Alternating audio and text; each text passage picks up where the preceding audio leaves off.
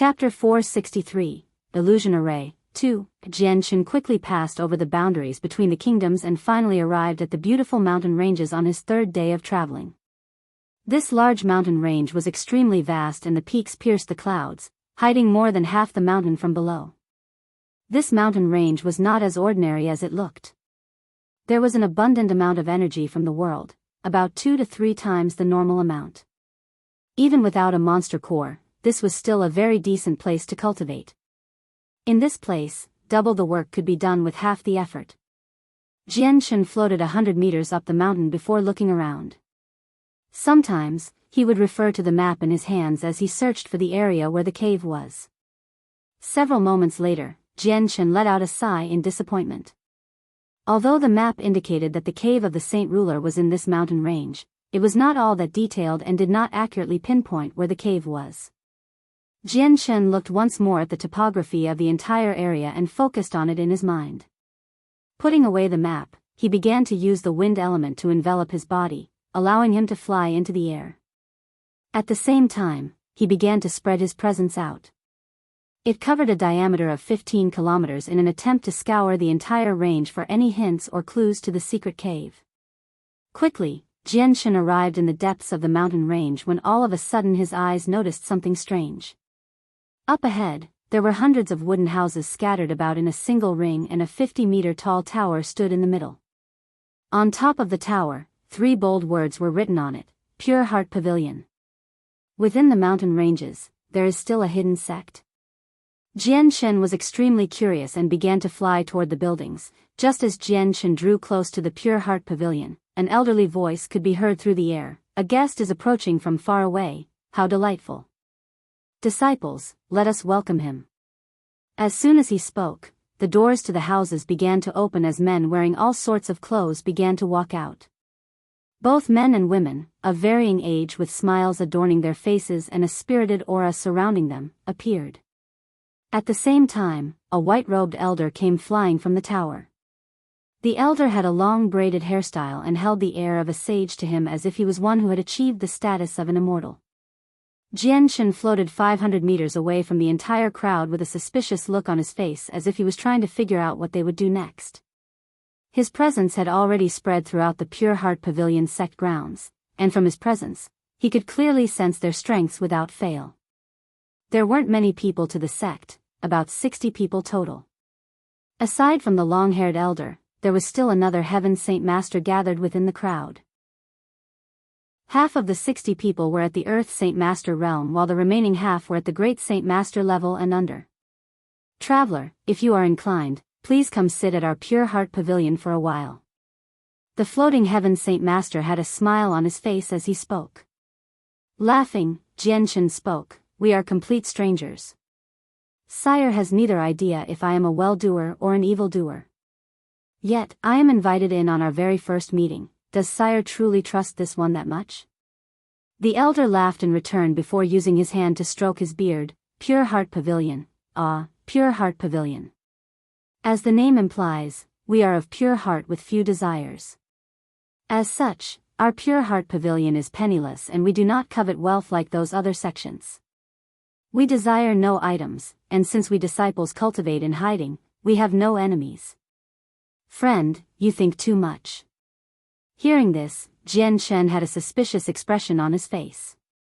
He had already traveled the Tianyuan continent for a very long time and met all sorts of people, but those with pure hearts and few desires, he could safely say that he had never met anyone like that before. In that case, this one will be troubling you for a while. Tianqin accepted with cupped hands before following them into the sect. Under Tianqin's omnipresence, the area of the Pure Heart Pavilion wasn't hidden at all. However, what led to Tianqin being surprised was that the elder was true to his word and the entire sect was extremely impoverished.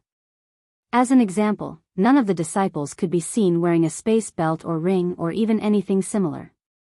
There were no monster cores, no exotic foods, or any valuable jadeite pearls or stones. Even the more fundamental items to living like rice could not be seen. Furthermore, when it came to the disciples of the sect, Tianqin could see that they were all pure in the sense of not wishing for anything. Each one of them had an air of a person who had rejected the secular world. Knowing this, Tianqin could hardly believe his eyes. This feeling was almost like he was in a completely different world. Tianqin followed the elder into the tower where he was given a single cup of pure mountain water. I am Tianqin, a master of sorts to the Pure Heart Pavilion. For my very young friend to reach such a high level of strength, I cannot help but find it hard to believe. Tianqin sighed in admiration. Was elder able to tell my age that easily? Tianqin was greatly astonished. Within the continent, the appearance of a person was not always an accurate method of determining age. Unless it was someone who knew of his details, anyone that saw him as a heaven saint master would never believe he was as young as he looked. Another reason for that was because within the Tianyuan continent, there were many methods for a person to maintain their youthful appearance. Tianqin nodded his head as his right hand moved to stroke his long beard. Slowly, he said, the mysteries within the ancient records my Pure Heart Pavilion cultivates with allows us to see the origin of everything clearly. So my young friend, I can see your age quite clearly as well.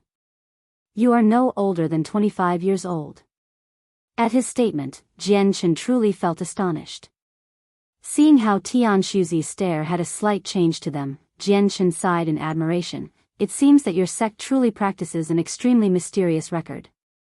The elder laughed. Of course, the Pure Heart's secrets are truly abstruse and can decipher the origins of everything, but those capable of cultivating these secrets are rare and few. The Pure Heart Pavilion has existed on this mountain range for well over 1,000 years, but in this current generation, the sect has never had as many disciples as now. That said, we only have 80 disciples. The other 20 disciples are out traveling the continent to seek others that are capable of practicing our Pure Heart secrets. Those who can practice the Pure Heart secrets are far too few in this world. Because of the secrets, a practitioner must be pure of heart and have little desires. Otherwise, they wouldn't make any progress. At the same time, the rates in which practitioners learn at are slower than the outside world. Firstly, that is because we focus on tempering the mind. Secondly, we cannot absorb the energy within a monster core and instead absorb the pure energy of the world to slowly accumulate energy. For that reason, our speed is not yet like those of the outside world. It would appear the heavens are fair. If the Pure Heart's secrets are that divine in power, then its restrictions make sense. Tianqin had said, this was the very first time he had seen or heard of such a strange method of cultivation. Little friend, I know that you would not have come out here without reason. Why have you come to this mountain range? Tianqin asked. Tianqin sat upright with both eyes staring back at Tianqin. Feigning a casual air, he asked, Sire, you must have lived within these mountains for a very long time and thus, know it like you know your own hand.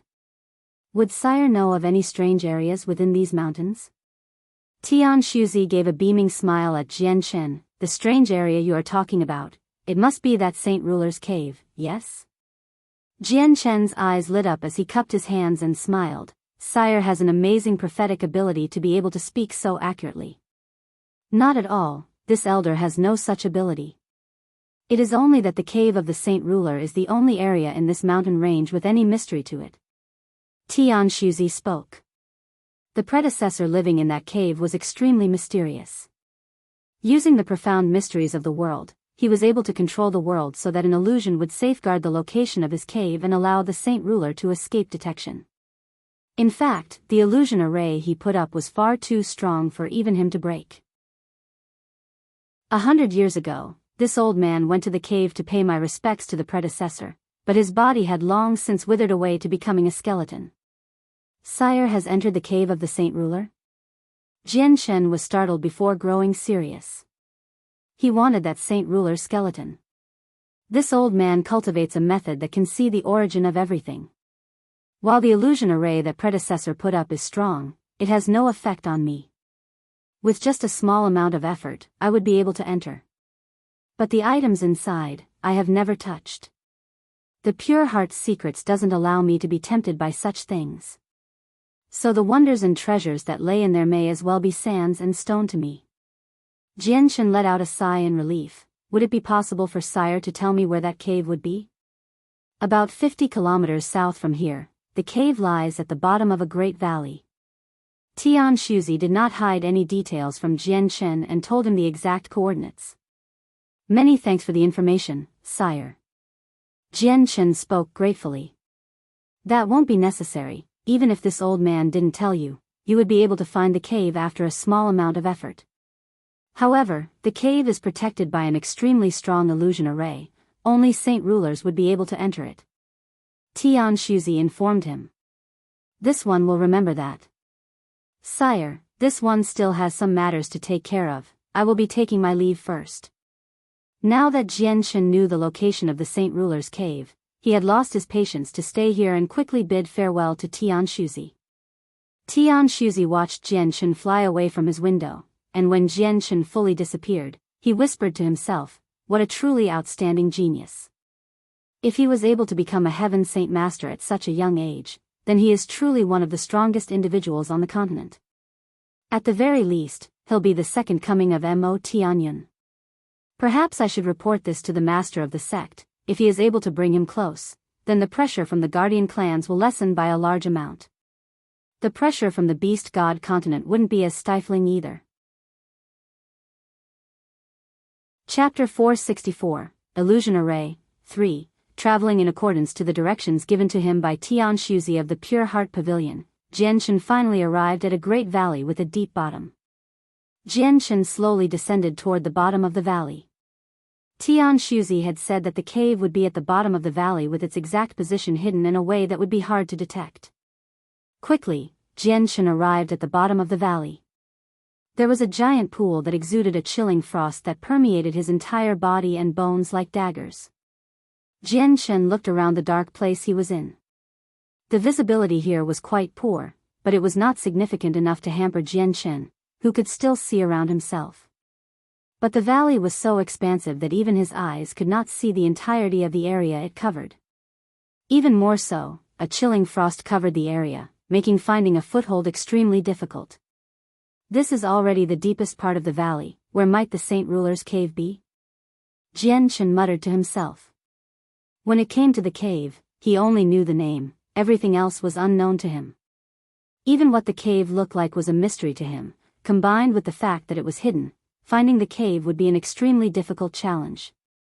Jianchen began to spread his omnipresence about himself to cover a 15-kilometer area. Even the places beneath the water were not hidden from him as he searched the valley for any hidden places or things. Jianchen followed the walls of the valley as he floated in the air. Wherever he traveled, his omnipresence covered the entire area in an attempt to continue searching. Within this area of Jianchen's presence, even the smallest ripple of energy would not go unnoticed. Hua! Right underneath the pool of water, a single water snake came leaping out of the water.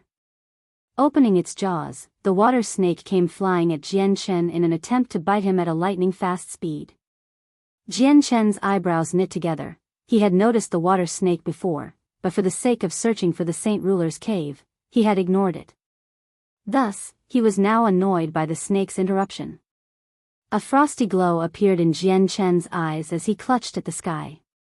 Suddenly, a large amount of the fire element began to gather around his hand before condensing to instantly form a giant sword made of flames. With a brilliant flash of red light, it flew toward the snake. The fire sword shot straight into the open jaws of the snake, causing it to explode from the reaction that followed. Parts of its body blew off and dispelled the nearby frost vapor from the heat of the explosion. In an instant, the previously cold area grew nice and warm. With a single thought, Jianchen forced a single fist-sized crystal stone to fly through the mist and right into his hand. This was a Class 5 monster core.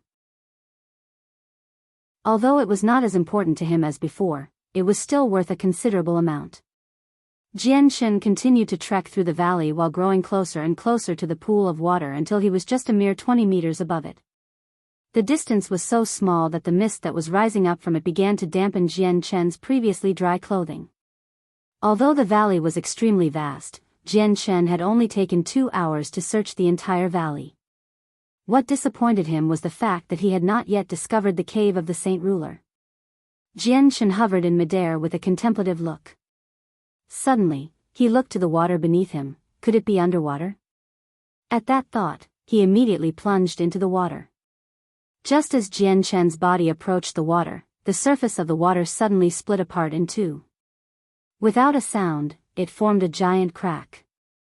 Jian Chen continued to descend into the body of water without any of the water spilling a drop onto his body. Instead, the water formed a ring around Jian Chen. The water was about 500 meters at its deepest, so Jian Chen quickly reached the bottom of the water. The temperature of this area was even colder than the surface, forcing Jian Chen to give a sigh of annoyance. An Earth Saint Master would have absolutely no chance of surviving down here. The frosty air was that big of a danger. It was so dark that any regular person wouldn't even be able to see their own fingers, but thanks to Jian Chen's omnipresence, it bore no effect on him. As he moved, Jian Chen continued to scour every single inch of the area.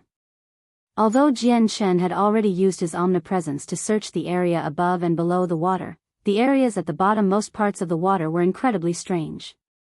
Not only was it cold beyond belief, but it could even dampen Jian Chen's omnipresence. Because of that, Jian Chen didn't dare think that his search above the water was accurate. There were all sorts of monsters living within the abyss of the waters.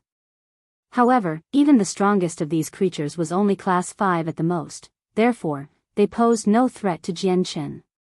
Another 2 hours passed when Jian Chen had finished searching the entire area. However, like last time, there were no new discoveries or any clues to be seen. Flying out from the water, Jian Chen hovered over the surface of the chilly water with his eyebrows narrowed in concentration. He had originally thought that with his omnipresence, nothing would be able to escape his grasp and he would be able to pinpoint the Saint Ruler's cave without fail.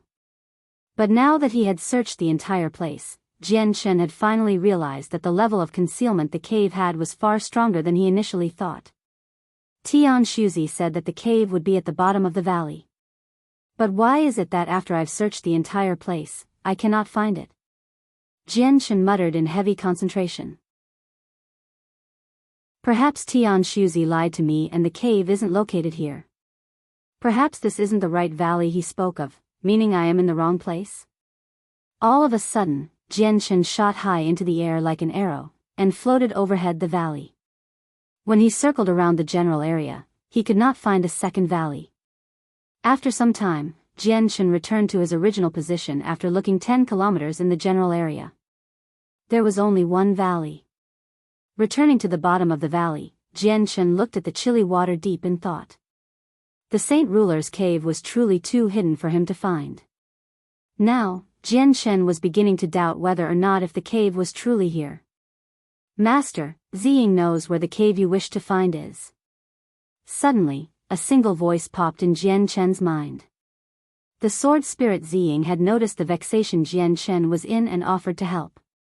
Hearing this, Jian Chen revealed an overjoyed look on his face and immediately thought, Ziying, would you be able to tell me where the Saint Ruler's cave is? Yes, Master. The cave is protected by an array that separates it from the world. Master's omnipresence is far too weak to be able to detect the location. Ziying spoke. Ziying, please tell me just where the cave is located. Jian Chen could barely restrain the emotions flowing through to his face as he moved about impatiently. Chapter 465, Illusion Array, 4, Ziying, please tell me just where the cave is located. Jian Chen could barely restrain the emotions flowing through to his face as he moved about impatiently. Master, it is located 50 meters on the wall behind you. Ziying spoke. Hearing that, Jian Chen whirled around and walked to the location Ziying spoke of. There was a precipice where several weeds could be seen. From the outside, it looked rather normal and there was no cave that was visible. At the very least, Jian Chen couldn't sense anything strange from it. Master, there is an illusion array concealing the cave. If you attack the area and destroy the array, you'll be able to see the cave, Ziying told him. Jian Chen looked at the seemingly ordinary-looking wall with a curious expression. He couldn't believe that an illusion array would have such an amazing effect. Even with his eyes, he wasn't able to detect any abnormalities even with his omnipresence combing over it. Jian Chen swiped at the sky, causing the fire element in the world to gather and form a boiling hot fire sword. Shooting forward with his hand, Jian Chen struck the fire sword on the cliff wall. Bang! Following an extremely loud bang, the fire sword exploded against the cliff wall and filled the area with a burning hot heat wave. The temperature in the air soared as the flames evaporated the mist. Parts of the cliff had even broke off and splashed into the water below. After some time, the area cleared up and a single 3-meter hole became visible right in front of Tianqin. However, nothing could be seen within it. Could it be that this is the Saint Ruler's cave? Tianqin muttered. Using his omnipresence, he began to spread it inside the cave in an attempt to look inside. When his presence reached 5 meters in the cave, an unknown energy blocked it, preventing him from going any further. Master, there's still an illusion array guarding it. Ziying spoke to Tianqin. The preventions put in place are quite strict. Tianqin sighed. Back during the gathering of mercenaries, he had come across the cave of a saint ruler. However, that cave didn't have any protections as difficult as this one. It only had an unusually sturdy stone door blocking its path. The saint ruler's cave had provided an undeniable sense of enticement to Tianqin. So without hesitation, he flew inside the jet-black cave and began to walk deeper in.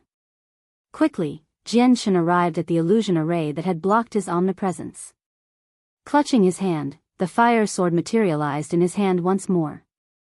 What left Tianqin tongue-tied was the fact that when the sword drew close to the illusion array, it suddenly vanished without a trace. Master, this illusion array is borrowing the power of a space gate. Aside from attacks that are strong enough to bring the illusion array to its breaking point, it will not be destroyed. A feminine voice could be heard within his head. This time, it was Qinhuang that spoke. Then what should I do? Tianqin asked the sword spirit. This was the very first time he had come across an illusion array. He had never heard of such a thing before, so the existence of one was a complete mystery to him. He had no idea how to deal with it, causing him feel helpless. This illusion array borrows power from what a space gate is formed from.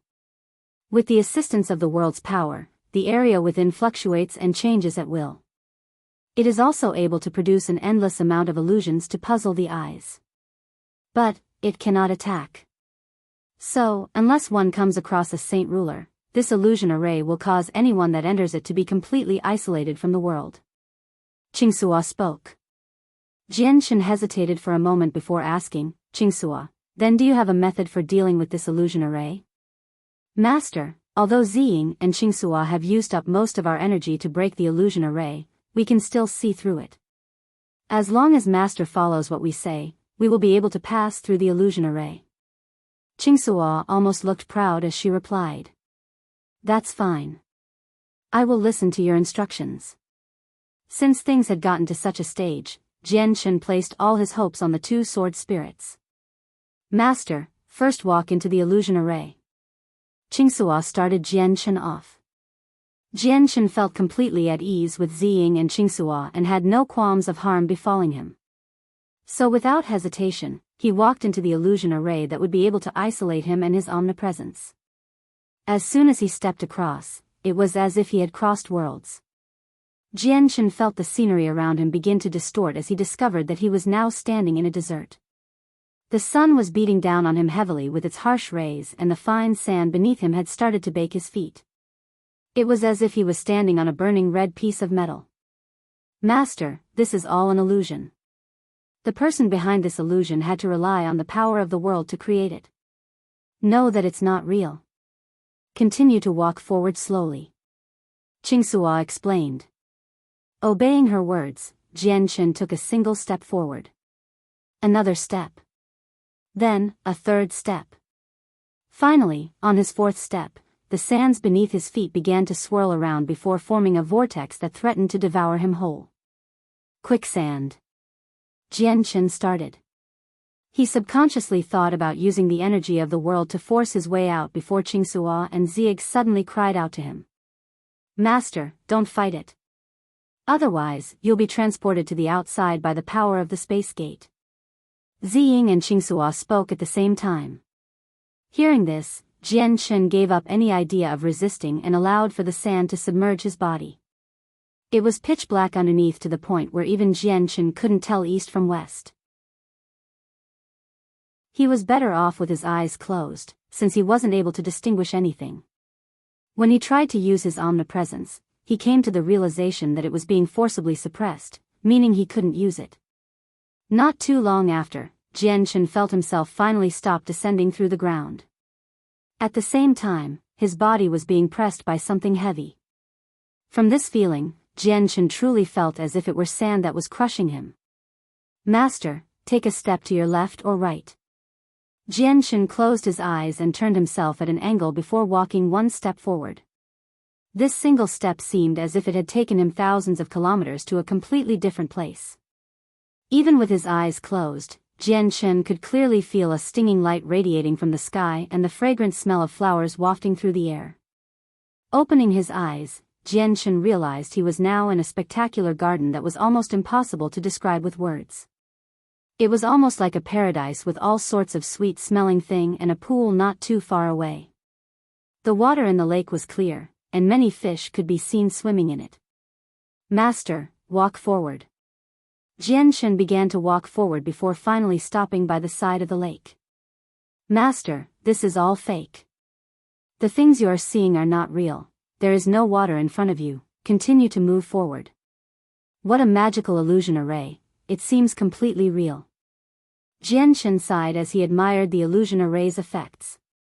Then, taking a step forward, he began to walk into the pool of water. When Jia Chen's foot touched the surface of the water, his body did not sink. It was almost as if he was floating. Tianqin felt as if he were stepping on a thin piece of glass. Still following the sword spirit's instructions, Tianqin continued to walk across the water until he arrived at the very center of the lake. Suddenly, the scenery around him began to spin and spin before the garden disappeared almost instantaneously, only to be replaced with a bottomless abyss right in front of Tianqin's eyes. The world began to grow dim, there was no sun, and at the same time, there was no moonlight. It was as if he had stepped into the lands of hell, standing on the tip of the precipice. Right in front of him was an abyss with no bottom to be seen. Yet, a grotesque sound could be heard faintly, originating from down below. It was not unsimilar to a devil howling in a way that would terrify any listener. "Continue to walk forward," Qinhuang spoke inside Tianqin's mind. After hearing him, Tianqin continued to listen to the sword spirit's instructions through all the different types of worlds the illusion array threw at him. From time to time, he would walk forward through the areas, backward, or even having to move left or right. After being tormented endlessly for an hour, Tianqin finally walked through the completely mysterious illusion array. After exiting the illusion array, Tianqin found himself within the dark belly of the mountain. It was spacious all around him with only a single wooden house to be seen in the desolate area. "Ziying, Qinhuang, there shouldn't be any more illusions, correct?" Tianqin asked the sword spirits. The illusions had felt all too real to him to the point where Tianqin could no longer distinguish between reality and illusions. This caused Tianqin to doubt whether or not he was in reality.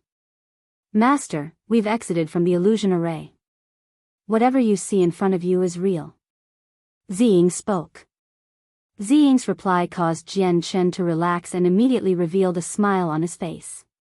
After being thrown side to side for so long, he had finally arrived at his final destination. Quelling his excitement, Tianqin stepped closer and closer to the wooden house in front of him.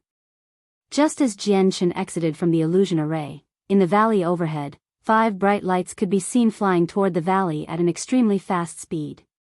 Finally, they came to a stop above the valley and looked down below. Among the 5, there were 4 elders and a middle-aged man. Each one wore a different color robe and had serious expressions on their faces. They also had a strong amount of power flicker off of their bodies. According to what that heaven saint master from the Changyang kingdom said, the saint ruler's cave should be located here, 50 meters away from a precipice in a valley. This is the place. The middle-aged man spoke as he looked down. There's no differences between this place and the information we heard, this must be it. Let's go down and hope that the heaven saint master wasn't lying to us. The elder spoke calmly. Elder Feng, you think too much. That Heaven Saint Master holds a special position within the Changyang kingdom and was the king of the previous times. He wouldn't dare lie to us, otherwise, he wouldn't be able to handle the consequences. Besides, he did not tell our Huang family this secret without conditions. Another elder laughed. Chapter 466, Remnants of the Saint Ruler, that is true. I am still not sure who this person they wish for us to kill is. The newly named elder Feng spoke. Who cares about his identity? Once we take the items from the cave, we will head over to the Jesson kingdom. I am sure we will be able to find that Heaven Saint Master quickly. After saying that, the 5 Heaven Saint Masters began to descend down into the valley. Soon enough, they hovered 50 meters above the chilly waters and started to inspect the place. Take a look here, there's a cave. An elder pointed in a certain direction in amazement. Turning to look at the pointed direction, they discovered that there was a cave around 3 meters tall with a pitch-dark entrance. Would it really be over there? Let's take a look.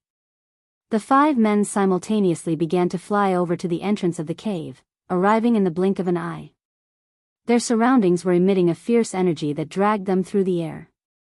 Do you sense that?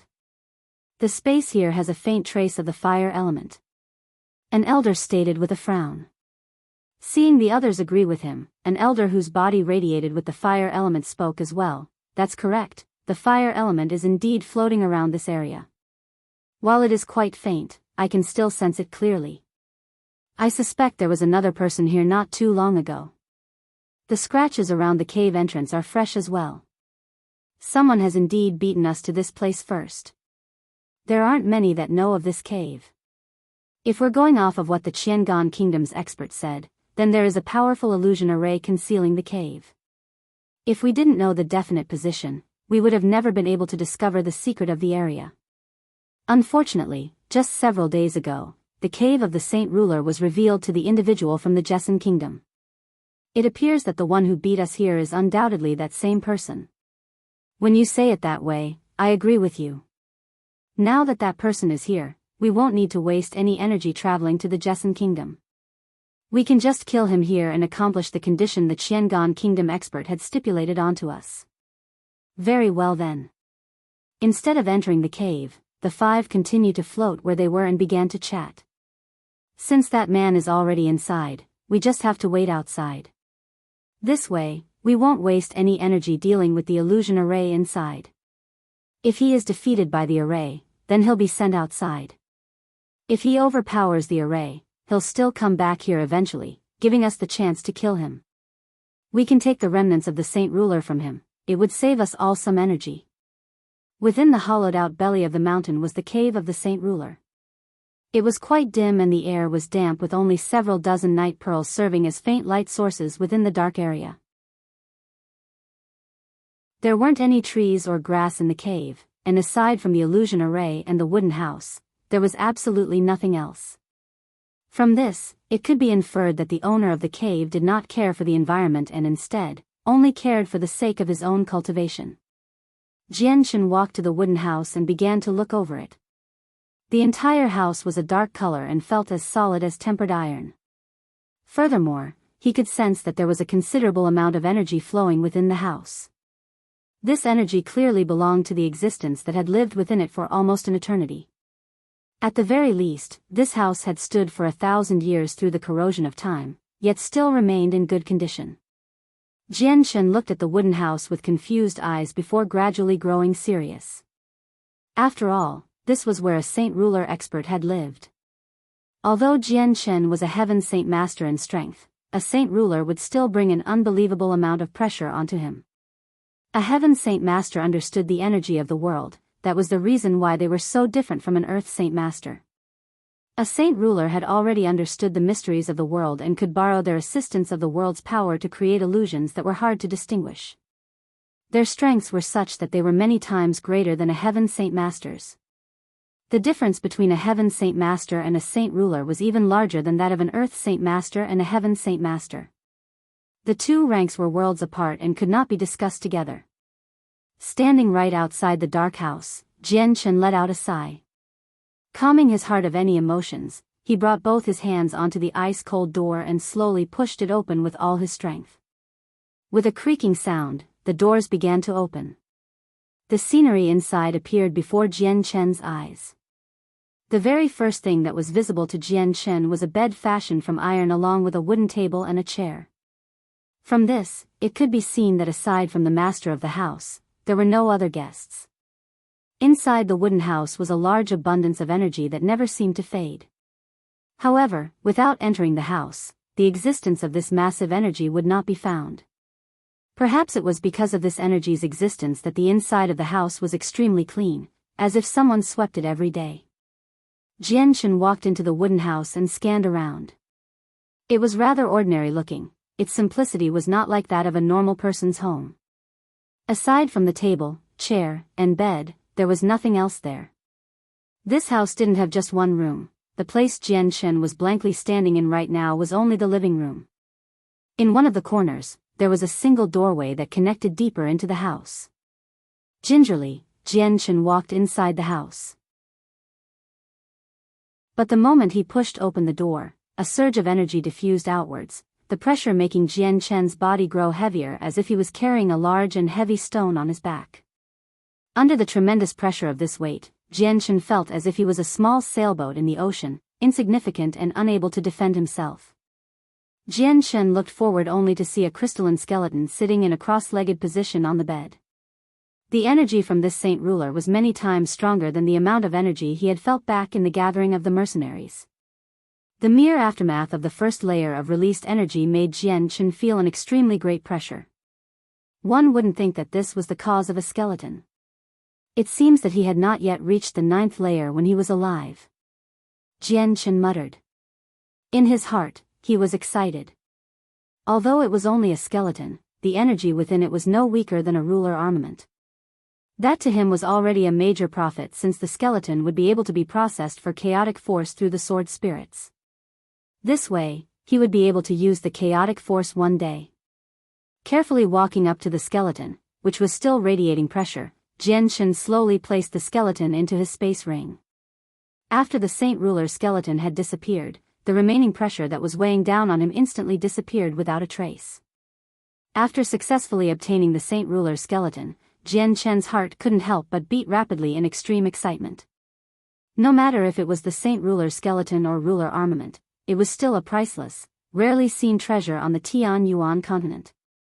If someone were to grab hold of either one, then they would be able to ascend to even the heavens. A mediocre clan would rise up to become a great clan overnight.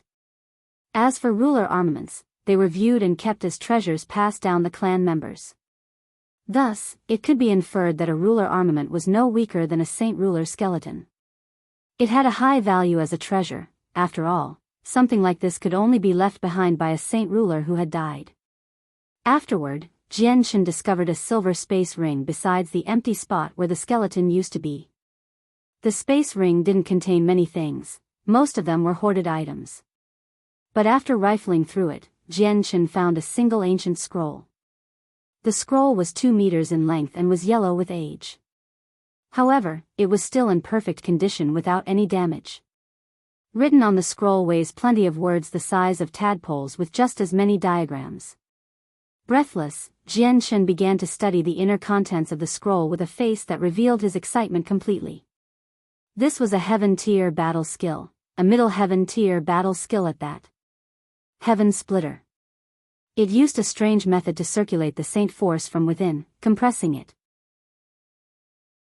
It could then be brought forth as an explosive energy to assault the enemies. Its range was quite expansive and could be controlled manually. Heaven Splitter was much different from any of the heaven-tier battle skills Jian Chen was familiar with. All of the heaven-tier battle skills Jian Chen knew of used saint weapons as their medium and burst out with powerful energy to assault their enemies. However, with the Heaven Splitter, one could use both hands to send out saint force to perform a ranged attack on the enemy as the user desired. Secondly, the ancient scroll mentioned that if a first cycle Heaven Saint Master were to use Heaven Splitter, they would be able to easily destroy a mountain several hundred meters tall. From this, it could be determined that the battle skill was extremely strong. Jian Chen quelled the emotions raging within him as he put the Heaven Splitter scroll into his space ring. In his mind, he decided that the very first thing he would do when he returned home would be to give Heaven Splitter to Chang Wuji to learn. That was because Chang Wuji was the only Heaven Saint Master of the Changyang clan. Having him learn it couldn't be more fitting. Plus, Chang Wuji had always been concerned with him and had silently served and protected the Changyang clan for many years. As for the others that he was familiar with, Jian would have to think about them another time. Changyang Ba's strength was still only at the Great Saint Master level, so he couldn't learn a Heaven-tier battle skill. One had to at least be an Earth Saint Master to learn a Heaven-tier battle skill. Aside from Heaven Splitter, Jian had also discovered a Heaven-tier cultivation method. Although it was Heaven-tiered, cultivation methods were mediocre in comparison to battle skills. Both the Changyang clan and Kargath Academy each had one. Despite that, Jian didn't ignore it, since a powerful clan definitely wouldn't have just one type of cultivation method. Chapter 467, Meeting Elders Feng and Yun. Once more, aside from Heaven Splitter, Jian had also discovered a Heaven-tier cultivation method. Although it was also Heaven-tier, cultivation methods were mediocre in comparison to battle skills.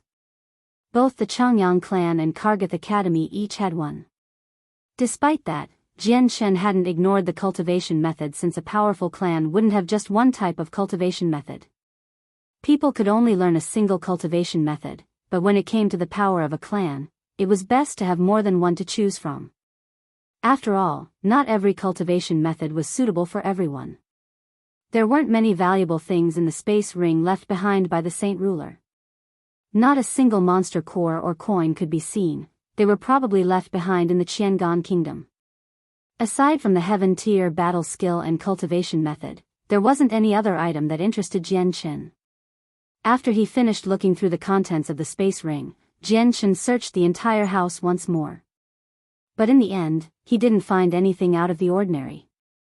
However, he did find that after he had taken the Saint Ruler's skeleton, the energy that was accumulated within the house had disappeared. Although this house had been created from wood and steel, it would be impossible to stay within this damp cave forever. Without the Saint Ruler skeleton's energy backing it up, the moment the energy assimilated in the house was drained off, the 1,000-year-old house would disappear from the world. Afterward, Jian did one more sweep of the entire place. As there were still no profits to be found, he left the place. Leaving the area was much easier than entering it.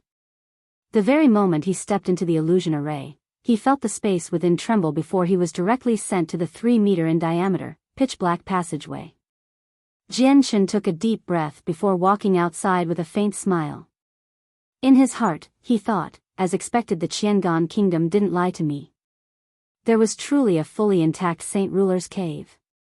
Not only did I gain a Saint Ruler's skeleton containing great amounts of energy, I was able to receive a Heaven-tier battle skill and cultivation method. A bright light appeared in Jian's line of vision. He quickly walked out of Saint Ruler's cave, arriving above the frigid lake at the bottom of the chilly valley. Just then, Jian's expression suddenly changed. A light flared in his eyes, followed by a flash of pale cyan, as his body shifted 5 meters to the side. Whoosh! Whoosh! Whoosh! Whoosh! 5 ear-splitting sounds could be heard as 5 different strikes of sword chi came flying forward to bombard the spot Jian had just stood in. The sword chi thundered down towards the center of the frigid lake, causing splashes everywhere. Jian's face grew extremely unsightly. He abruptly lifted his head only to see that at some point, 5 figures had appeared above him. The 5 attacks just now had been sent out by them. The wind elements around Jian's body suddenly became extremely powerful. His body shot up through the air like an arrow, leaving a mystical bow. "Don't let him get away," one of the 5 men had cried out. The 5 of them immediately formed a ring in the air to form a blockade in an attempt to seal off all of Jian's possible escape paths. At the same time, 5 sword chi strikes were shot towards Jian once more. Jian's eyes revealed a bright glow as 5 separate swords made of fire formed around his chest. Then, they transformed into 5 furious dragons radiating intense, scorching heat that collided with the sword chi. Bang! The sky burst out with a fierce explosive boom as the energy from the fire elements filled the entire sky and valley. The aftermath of the explosion rebounded off both the walls of the valley and fractured them into multiple spiderweb-like cracks. This continued to repeat until the cliff faces on both sides had countless large and thick cracks in them. The entire valley shuddered under the blow, causing several stones to fall off and drop into the cold waters below. Tianqin charged upwards from below the cliff, not running away like the 5 Heaven Saint Masters had thought he would. Instead, he floated up to an equal level with them. "Who are you?" Tianqin asked in a low voice. His eyes glowed brightly with a fierce killing intent toward the 5 as his gaze swept past the. However, when he looked to 2 of the men in the middle, his eyes suddenly widened with some shock. Tianqin's mind suddenly thought back to several years ago right in front of Wake City.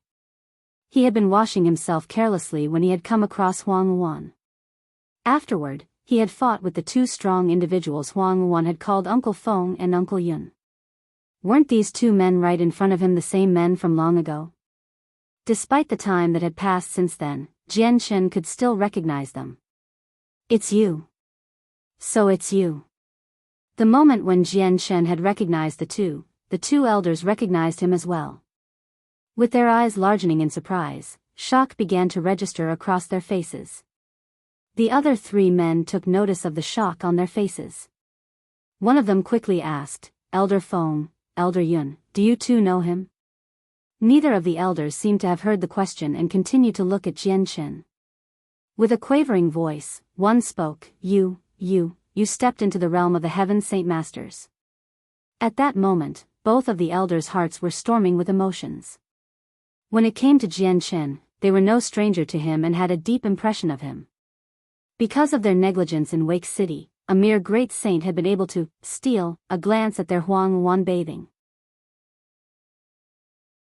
Their precious Huang had been seen by a man for the very first time, and when they had struck out at Tianqin, they had been injured by his azure and violet sword spirits. This had greatly shocked them. Afterward, during the gathering of the mercenaries half a year ago, they'd seen Tianqin's display at the arena. At that time, it was extremely shocking to them. Before that time, Tianqin had only been a great saint. They hadn't thought that in 4 years of time, Tianqin would have risen at an unbelievable rate and become an Earth Saint Master. This type of strength was practically unheard of before. Plus, they had also heard from Huang that Tianqin had been tried during the gathering of the mercenaries. When the Solunar Bao of the Huang clan had nearly been stolen by the Shi family, it had been because of Tianqin that the Solunar Bao had been preserved at the very last moment. Thus, Tianqin had earned the ire of the powerful Shi family. And now, half a year later, Tianqin had unexpectedly skyrocketed from being an Earth Saint Master to a Heaven Saint Master. An unbelievable speed like this left the 2 elders tongue-tied and heavy-hearted. "Elder Feng, Elder Yun, who is he? Do you 2 know him?" Another person asked. The elders gave a sigh before slowly steeling their nerves. "He is Tianqin, the very same Tianqin that earned the number 1 spot in the gathering of the mercenaries." "What? He is Tianqin?" Hearing that, the other 3 men revealed looks of shock as they again shifted their gazes back at Tianqin. Those who participated within the gathering of the mercenaries had to be below 50 years old in age. If Tianqin had participated in that, then he was no doubt younger than that. By this point, it had only been half a year since the gathering of the mercenaries. Having said that, this meant that the youth in front of them had reached the Heaven Saint Master realm before the age of 50. Within the Tianyuan continent, a progress speed as fast as this could only mean that he was an unparalleled genius. "Tianqin, why are you here?" Elder Yun asked in surprise. Tianqin stared at everyone with a blank expression. Such a phrase like that should be asked by me. "Why are you here, and why act against me just now?" Hearing this, Elder Yun's gaze moved to the entrance of the Saint Ruler's cave with a twinkling light. He quickly connected the dots, quietly spoke with a heavy expression. "I hadn't imagined that the person the Qiangan Kingdom's Heaven Saint Master had been talking about was Tianqin."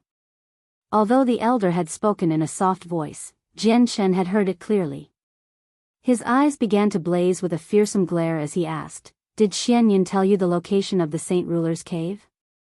Correct, a heaven saint master from the Changyang kingdom had told us about the Saint Ruler's cave. In exchange, he told us to take the life of a certain person. The middle-aged man spoke without expression, but his gaze held a hint of a cold light as he looked at Jian Chen. Jian Chen's mouth quirked to form a cold smile as his glare dropped several degrees. I didn't think that the Changyang kingdom would deal such a hand. If they want you to kill someone, it is surely me. Correct. The same middle-aged man expressionlessly replied. Jian Chen looked at that man and asked, now that I am here, what will you do now? Anger filled the man's heart. He coldly snorted and said, the promises our Huang family make must be fulfilled. No matter who you are, you will not leave today. No. Elder Yun and Elder Feng cried out, Jian Chen has been a benefactor to our Huang family. If not for him, our Lunar Bao would have been stolen by the Shi family. Furthermore, he has saved the life of our young miss. Elder Yun, that is only the miss side of the story. We don't know what happened in that isolated space during the tournament where we cannot differentiate between falsity and truth. Who knows whether or not the young miss words are true? The middle-aged man fired back in argument. Then surely Shi Xiangran's death must be true to you. Elder Feng replied, clearly on Jian Chen's side. And what can Shi Xiangran's death prove? It doesn't say for sure whether there were personal feelings of gratitude or resentment between Jian Chen and Shi Xiangran. The man justified. The two elders glanced at each other, the expressions turning extremely ugly. After realizing that their target was Jian Chen, the two had a change of plans. Even if they were to brave the aftermath of damaging their clan's reputation, they didn't wish to make a move against Jian Chen. Not only was he a genius, but he had been a benefactor to their family. This was more than enough for the two elders to do so. Furthermore, he and Huang had a strange sort of connection between them. However, their wishes did not speak for the entire group. The middle-aged man's attitude, in particular, made it hard for them to act.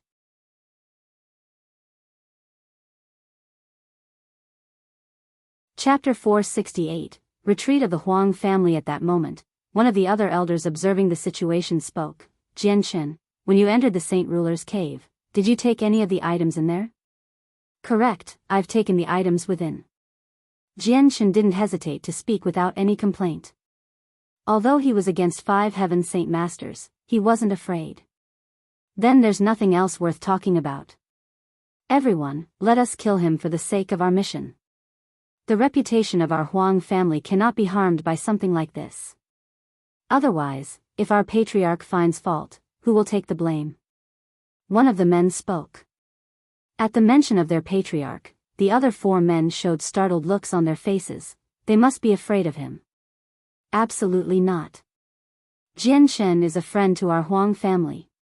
If you continue to act in such a way, then the patriarch will definitely find fault within us. Our Huang family is not a family that would commit such an ingratitude to a friend. Elder Feng spoke harshly. I agree. The Lunar Bao is extremely vital to our Huang family. Our patriarch personally bore witness to the gathering of the mercenaries and had even inquired the young miss for her side of the story. I'm sure that the young miss has already explained everything in detail to Jaime. If not for Jian Chen's help, our Huang family would not have the Lunar Bao anymore. It is for that reason that Jian Chen is our benefactor. If you wish to continue to fulfill the mission from the Changyang kingdom, then our Huang family will truly be known as one who violates justice. Our patriarch would not forgive us for this. Elder Yun, Elder Feng, you two need not try to frighten me. I've already said before, the young miss may not be speaking the truth. The middle-aged man asserted his thoughts without relenting. Huang Junran, Huang He, what are your thoughts on this matter? Elder Feng asked the 2 other impartial men. The 2 elders went silent for a moment before Huang Junran spoke up. Elder Feng, Elder Yun, Elder Yan, the 3 of you speak with reason, but the items within the Saint Ruler's cave are of extreme importance to us and thus we cannot afford to let them go. Jian Chen, how about this? You give us the items you found in the cave and we will not make things difficult for you. We don't require much, just the Saint Ruler skeleton will do. A single Saint Ruler skeleton at the 5th layer is something that our patriarch has a great use for. Elder Huang, he spoke. If they could bring back the skeleton, the strength of their patriarch would increase several times over, while the rest of the items in it were essentially dispensable. Their Huang family had a clear idea of how strong the Saint Ruler who had lived in the cave along with what his identity was, so they didn't think that there would be any other item worth their notice. Hearing these two speak, Tianqin gave a cold smile. You should give up on such a notion. The skeleton of the Saint Ruler will not be given to you. Tianqin, you should learn to accept a toast when it is given to you. Don't think that becoming the king of mercenaries has given you power beyond belief. To the Huang family, if we want to kill you, it would be as easy as squashing an ant. The middle-aged man spoke dangerously. Tianqin's face grew dark as the sheen in his eyes grew colder. With a terrifying and malicious glare, Tianqin spoke to the middle-aged man. Then do you think that I, Tianqin, will kill you with the very same ease of stepping on an ant? How shameful, you will die here. The man's temper was clearly quite bad.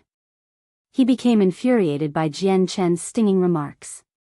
Immediately, he brought out his saint weapon and charged at Tianqin. Tianqin's hand clutched at the empty air, causing a sword made of the fire element to materialize. With a wave of his hand, the sword immediately shot toward the middle-aged man with a sweltering temperature. With a loud shout, the man's saint weapon came crashing down on the fire sword, causing an explosion. The fire sword was instantly disintegrated by the man's saint weapon and gave a final burst of fire that dyed the area red. The middle-aged man did not falter in speed. His saint force continued to protect his body from the sea of flames as he quickly arrived in front of Tianqin. His sword was ready to pierce Tianqin's chest. A layer of azure and violet light began to appear in Tianqin's right hand before forming a 1.3-meter-long glow. Grasping the origin energy of the sword spirits, Tianqin clashed weapons with the middle-aged man. There was a crisp sound as the middle-aged man's saint weapon chipped away to reveal a jagged piece of the saint weapon fall to the ground. With his saint weapon damaged, the middle-aged man's face suddenly blanched. A moment later, blood splattered out from his mouth. Hurriedly flying backward, the man looked at Tianqin in utter surprise. The moment when the two men had clashed was observed by the 4 other men. When the middle-aged man's sword tip had broke off, the other 4 couldn't help but feel their hearts leap widely. The startling azure and violet glows of light in Tianqin's hand were of an unknown energy to everyone. The middle-aged man flew 30 meters backward through the air before stabilizing himself. His pale face looked to the azure and violet ray of light in Tianqin's hand before crying out, "What is that energy? Why is it so strong?" Tianqin stared emotionlessly at the middle-aged man before speaking. Fact of the matter is, if I wanted to kill you, it would be as easy as stomping on an ant. Right now, you have no chance of taking the Saint Ruler skeleton from me. Despite being from the Huang family, the middle-aged man was trying to humiliate Tianqin. There was no way he would easily forgive him. The middle-aged man had a sickening color to his face, but soon enough he looked back at Tianqin with a renewed expression of fury. The Saint Ruler skeleton is extremely important to our patriarch. We cannot just let it go. Elders, let us 3 fight together to kill him. Huang Junran and Huang He hesitated for a moment. In the previous moment, they hadn't thought of Tianqin as anyone important. Although Tianqin was a heaven saint master, he was not a major threat to the Huang family. However, now that they had personally bore witness to Tianqin's origin energy and its might, they could no longer look at Tianqin in the same light as before. The origin energy of the azure and violet sword spirits could easily damage a heaven saint master's saint weapon, that was an ultimate threat to their life. The tremendous power that Tianqin controlled in his hand was enough for them to not offend him or even go against him as an enemy. Fellow elders, what are you hesitating about? Could it be that you don't realize just how important the Saint Ruler skeleton is for our patriarch? The middle-aged man urged them. He didn't dare fight Tianqin by himself. With that origin energy of Tianqin, he was completely afraid of fighting him. Elder Yen, I think that this matter should be discussed with the patriarch. Elder Yun and Elder Feng are correct in their words. Jian Shen has done a favor for our Huang family. We cannot conduct such a behavior toward him like this. Huang Junran suddenly spoke, clearly not willing to be an enemy of Jian Shen's. That is right. I have that notion as well. Huang he spoke. The middle-aged man, now named Elder Yen, had a disbelieving look on his face as he stared at the two elders. He quickly realized that both elders had a change of plans and he instantly swallowed the fury in his unwilling heart. If the two elders did not fight with him as a three-man party against Jian Shen, there was no chance to win. If they didn't join him and he continued to fight alone, then he would be no opponent for Jian Shen. In the end, he would be the only one to eat a loss. Jian Shen, Yen Lai, will remember this. The man spat out. With that, he didn't even address the other four elders and quickly turned to leave the area. Huang Junran and Huang he left the area as well without a word, leaving both Elder Yun and Elder Feng behind. Both elders gave Jian Shen a complicated look for a moment, before Elder Feng spoke. Jian Shen, ever since your participation at the gathering of the mercenaries, the young miss has grown quite silent. Sometimes, she has a faraway stare in her eyes. If you have time, please come visit our Huang family. Whatever transpired in the isolated space is something our entire family wishes to know about. Our family leader and patriarch especially wish to thank you. If there is time in the future, I will most certainly come pay a visit. Jian Shen cupped his hands together. Elder Yun let out a sigh of relief before offering an apology. Jian Shen, the matter from a few years ago was our fault. The two of us wish to offer our apologies and hope that you will forgive us. Jian Shen gave a free smile as he spoke. If we speak of that matter, then it was my fault. The unhappiness between Huang Wan and I has been resolved during our time in the isolated space. The two elders needn't worry. Hearing this, both elders had a happy smile on their faces. Jian Shen, my friend, we must return home now, so we bid you goodbye. We will definitely make sure to report this to our patriarch and avoid having Elder Yen Lai make matters worse. Jian Shen laughed as he brought his hands together. Then if the elders could please give Miss Huang Wan my greetings. Ha ha ha, Jian Shen my friend, these words I will definitely convey to her. One of the elders laughed. In the next moment, they both transformed into two bright light and disappeared into the sky. Watching the two elders go, Jian Shen had no thoughts of retaliating against the Huang family. Not only did he have a connection with Huang Wan, but the Huang family was quite strong in power, and even Jian Shen feared them at this moment. This was because the Huang family had a saint ruler which would pose a problem to Jian Shen. In an instant, Jian Shen's face took on a freezing cold glare as his eyes began to flash with killing intent. Changyang Kingdom, you truly do scheme so sinisterly. Fine, I will play along with you. He muttered. Chapter 469, Retaliation from the Heavenly Eagle Kingdom, Changyang Kingdom. Although I was able to obtain the Saint Ruler's skeleton, you have found trouble with me. I no longer need to abide by our earlier agreement. Wait and see, when I have time, I will visit again to merit out fairness. Jian Shen muttered under his breath as he floated in the air. At the same time, he felt worried about the Huang family. Although he had once helped Huang Wan, the skeleton of a saint ruler wasn't beneath a ruler armament in rarity and value. Whether or not the patriarch of the Huang family would trouble him for the skeleton, Jian Shen didn't know. All he knew was that the skeleton was indeed a great boon for the patriarch if he had gotten it. However, as an imperial protector of the Qinhuang kingdom, Jian Shen held a certain amount of power over even the greatest of clans on the continent. Even the patriarch of the Huang family would presumably avoid overstepping his boundaries to deal with Jian Shen. It seems that being able to use the chaotic force is even more important than ever.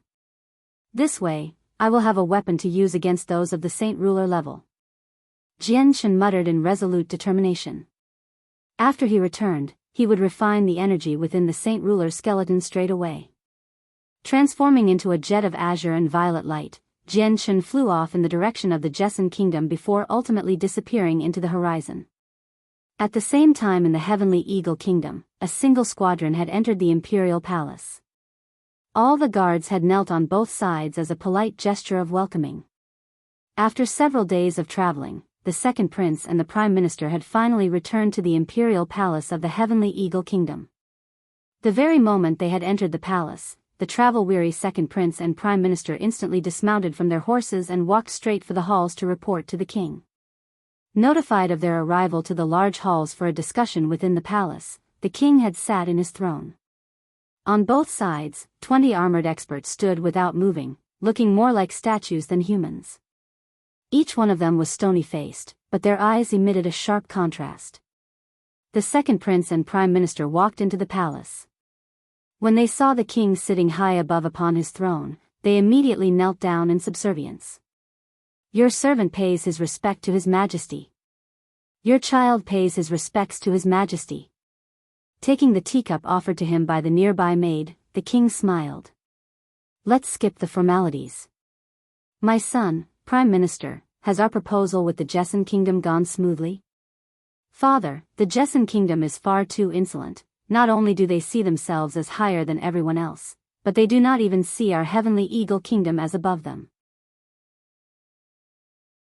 Not only did they injure Senior Georgian, we were barely able to escape from the imperial palace. The second prince immediately told the king what had transpired in the Jesson Kingdom and had added his own details to it to make it seem even worse. Hearing the second prince speak, the king's smile slowly began to grow darker and darker until he looked to the prime minister and asked slowly, Prime Minister, is what my son says true? Has the Jesson Kingdom acted in such a way? Your Majesty, the second prince speaks truly.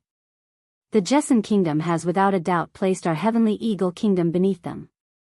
Furthermore, Georgian was indeed injured by them and they were just about to take us in forever.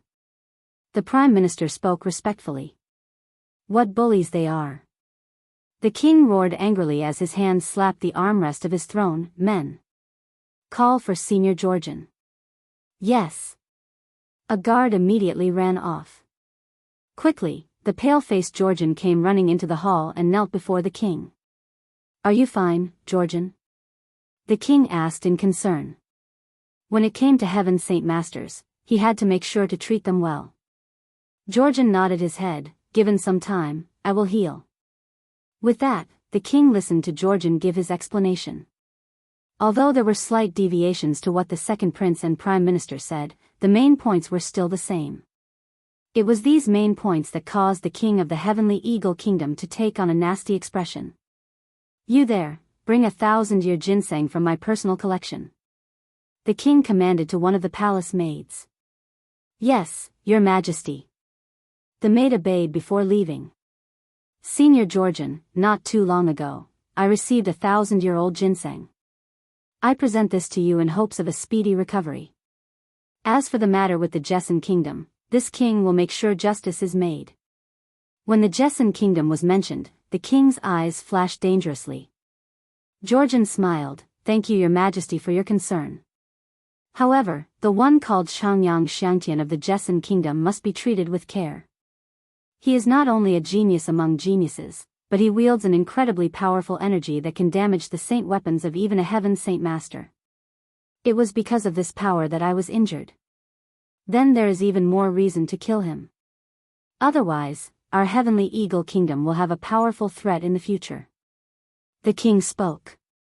After Georgian left, the king returned to his throne and looked down at the two subjects still kneeling before him. With a royal air befitting that of the king, he spoke, Prime Minister Che, have you made certain of the relationship between the Jesson Kingdom and the Qinhuang Kingdom? Your Majesty, your servant has investigated the matter. As the king has imagined, the relationship between the two kingdoms isn't close at all. By the time I arrived at the imperial palace, the imperial advisors had already left. After my talks with the Jesson Kingdom's king, I speculate that even the king himself does not know what brought the Qinhuang Kingdom to help them. Is that it? The Heavenly Eagle Kingdom's king let out a smile. It seems that our biggest worry would be that Changyang then. If he was able to become a Heaven Saint Master at such an age and have some sort of powerful ability to damage a Heaven Saint Master's saint weapon, that cannot be let to stand. It is unfortunate that he is not from our Heavenly Eagle Kingdom. Fine, you two must be tired from your travels, go and rest up. The rest, I will take care of. Yes, Your Majesty. Half a day later, 8 Heaven Saint Masters had been gathered within the depths of the imperial palace of the Heavenly Eagle Kingdom. After talking for an hour, they all left, but 2 additional people had joined their ranks to make a total of 10. 2 days later, the air within the imperial palace was different than before. The black armors continued to patrol the entire palace while the king himself strolled around it in an extremely pleasant mood. At the current moment, he was playing chess with Yiming. He was no longer worried about the future development of the Jessan kingdom. That was because there was now an incredible strong mountain of a power backing up the entire kingdom. Bang! Suddenly, a large explosion rocked the entire palace, causing it to shudder. A bright red light could be seen as it filled the entire place and sent rubble flying everywhere.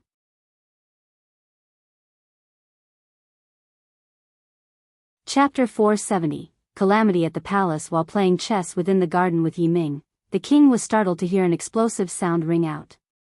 Straight away, the both of them flew up from their seats and looked in the direction of the palace.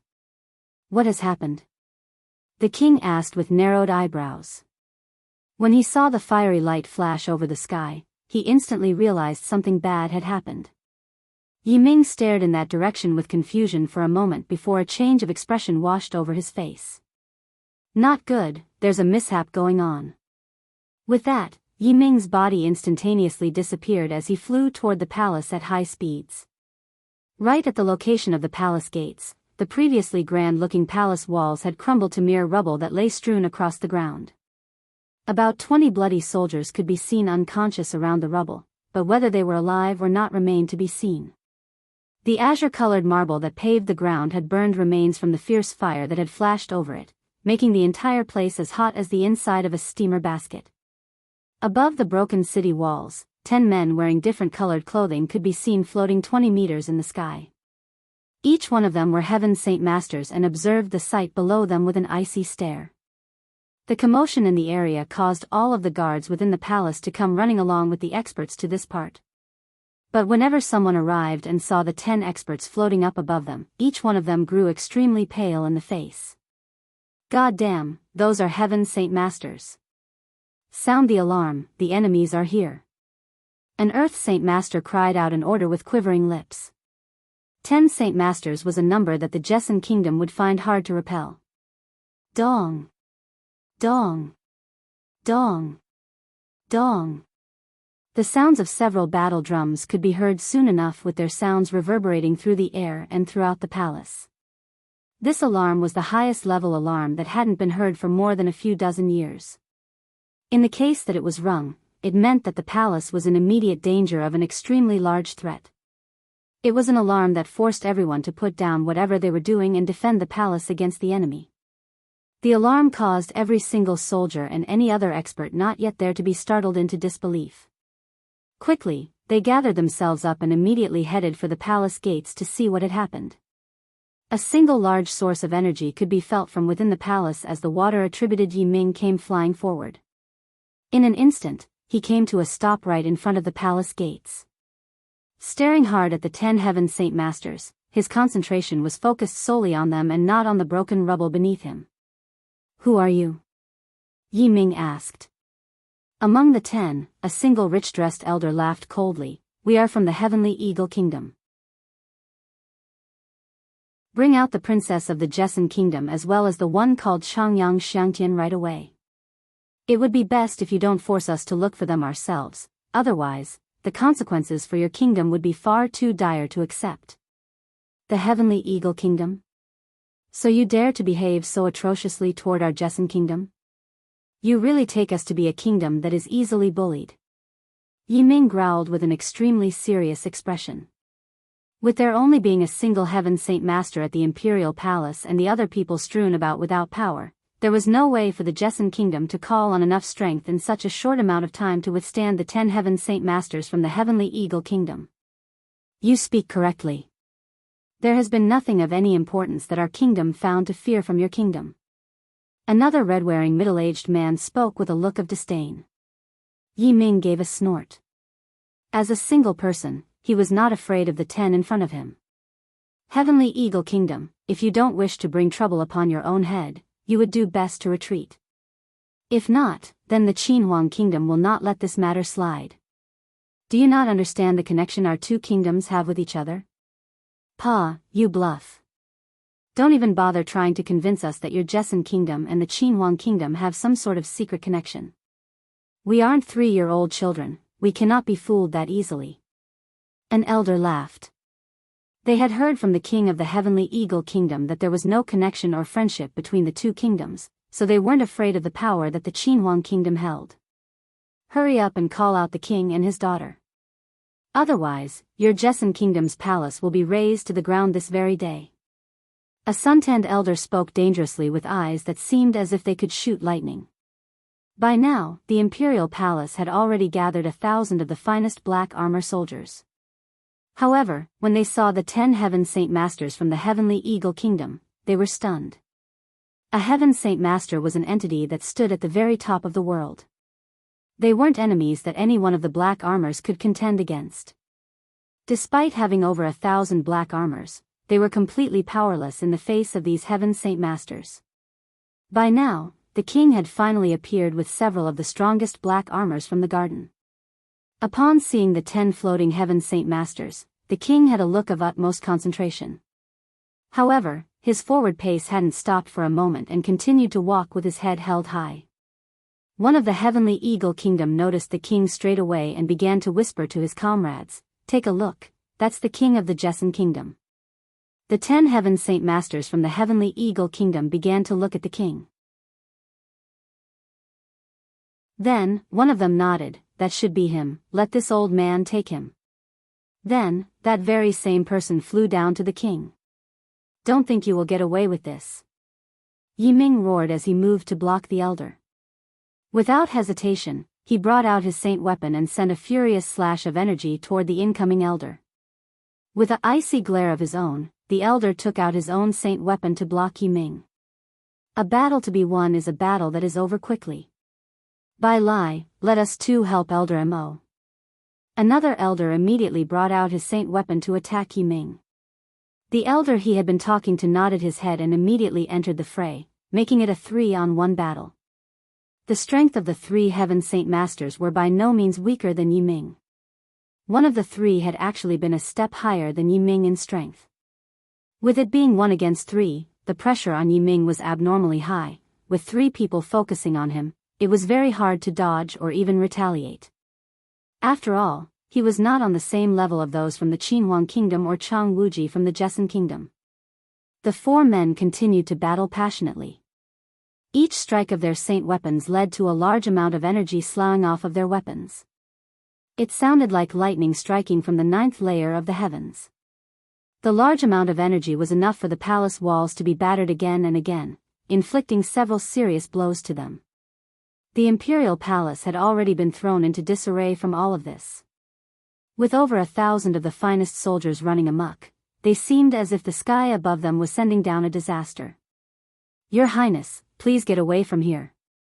The black armors guarding the king immediately gauged that the situation wasn't clearing up and immediately called for the king to escape into the palace depths. They all knew that against 10 Heaven Saint Masters, there was no way for them to stop them. The only solution here was to flee. One of the men from the Heavenly Eagle Kingdom instantly noticed the black armors running away with the king. With a sneer, he spoke, "Pa, where do you think you're going? Do you take us as wall decorations and someone to ignore as you run away?"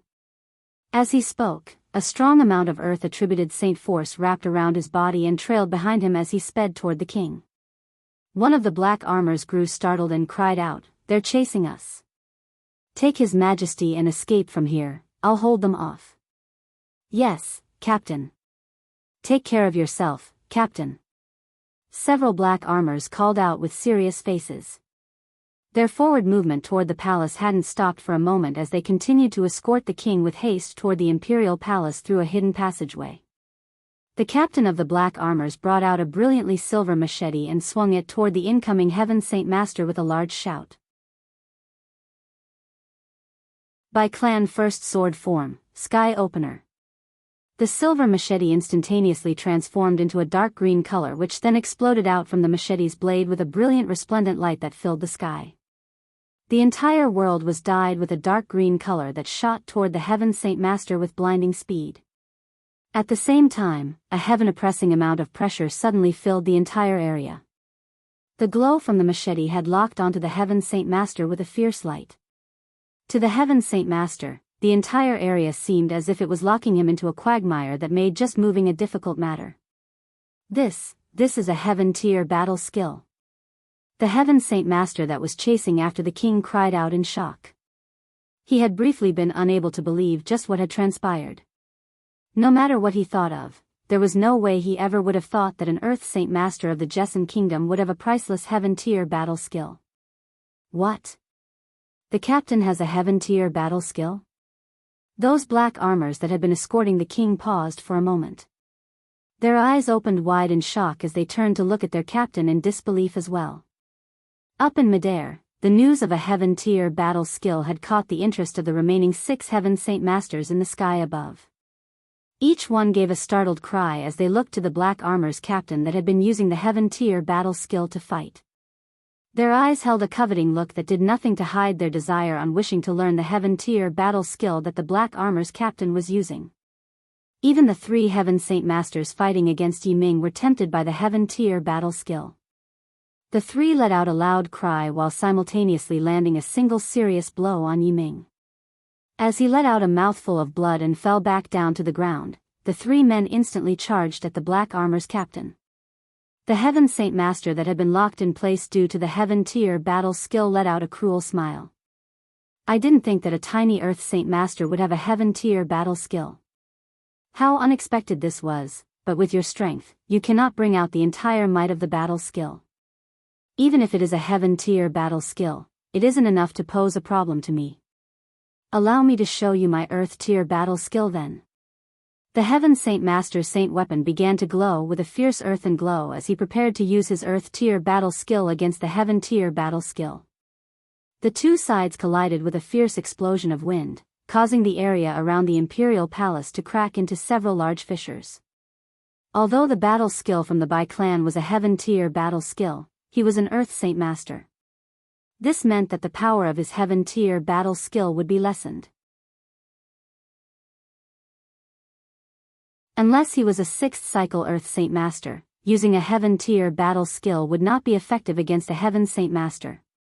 So when the Heaven Saint Master's battle skill struck Bai Dao's own, the Heaven-tier battle skill was instantly dissipated and the Earth-tier battle skill struck Bai Dao in the chest. He immediately spat out a mouthful of blood and flew 100 meters back toward the palace, landing on the ground.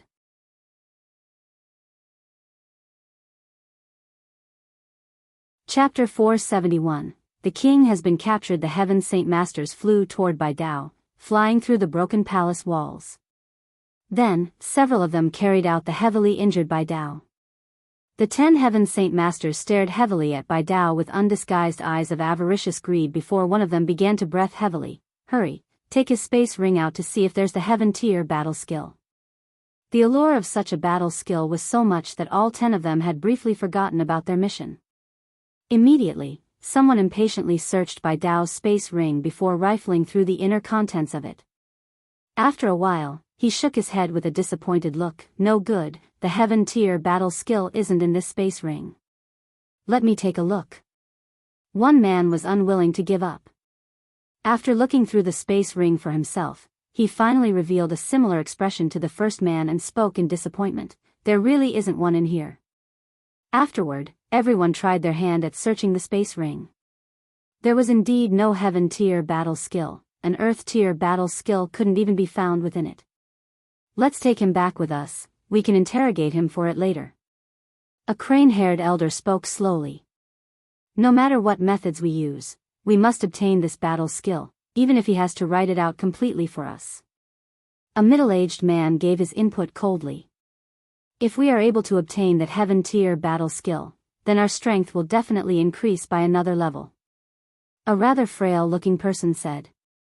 The look in his eyes showed an invigorating excitement. Each of the other Heaven Saint Masters had an excited smile on their faces as well. When it came to heaven-tier battle skills, their mouths drooled at the thought of having one. Unless one had some sort of mysteriously strong background support, then even a Heaven Saint Master would find it difficult to have even a single heaven-tier battle skill. Among the 10 of them, not a single one had a heaven-tier battle skill.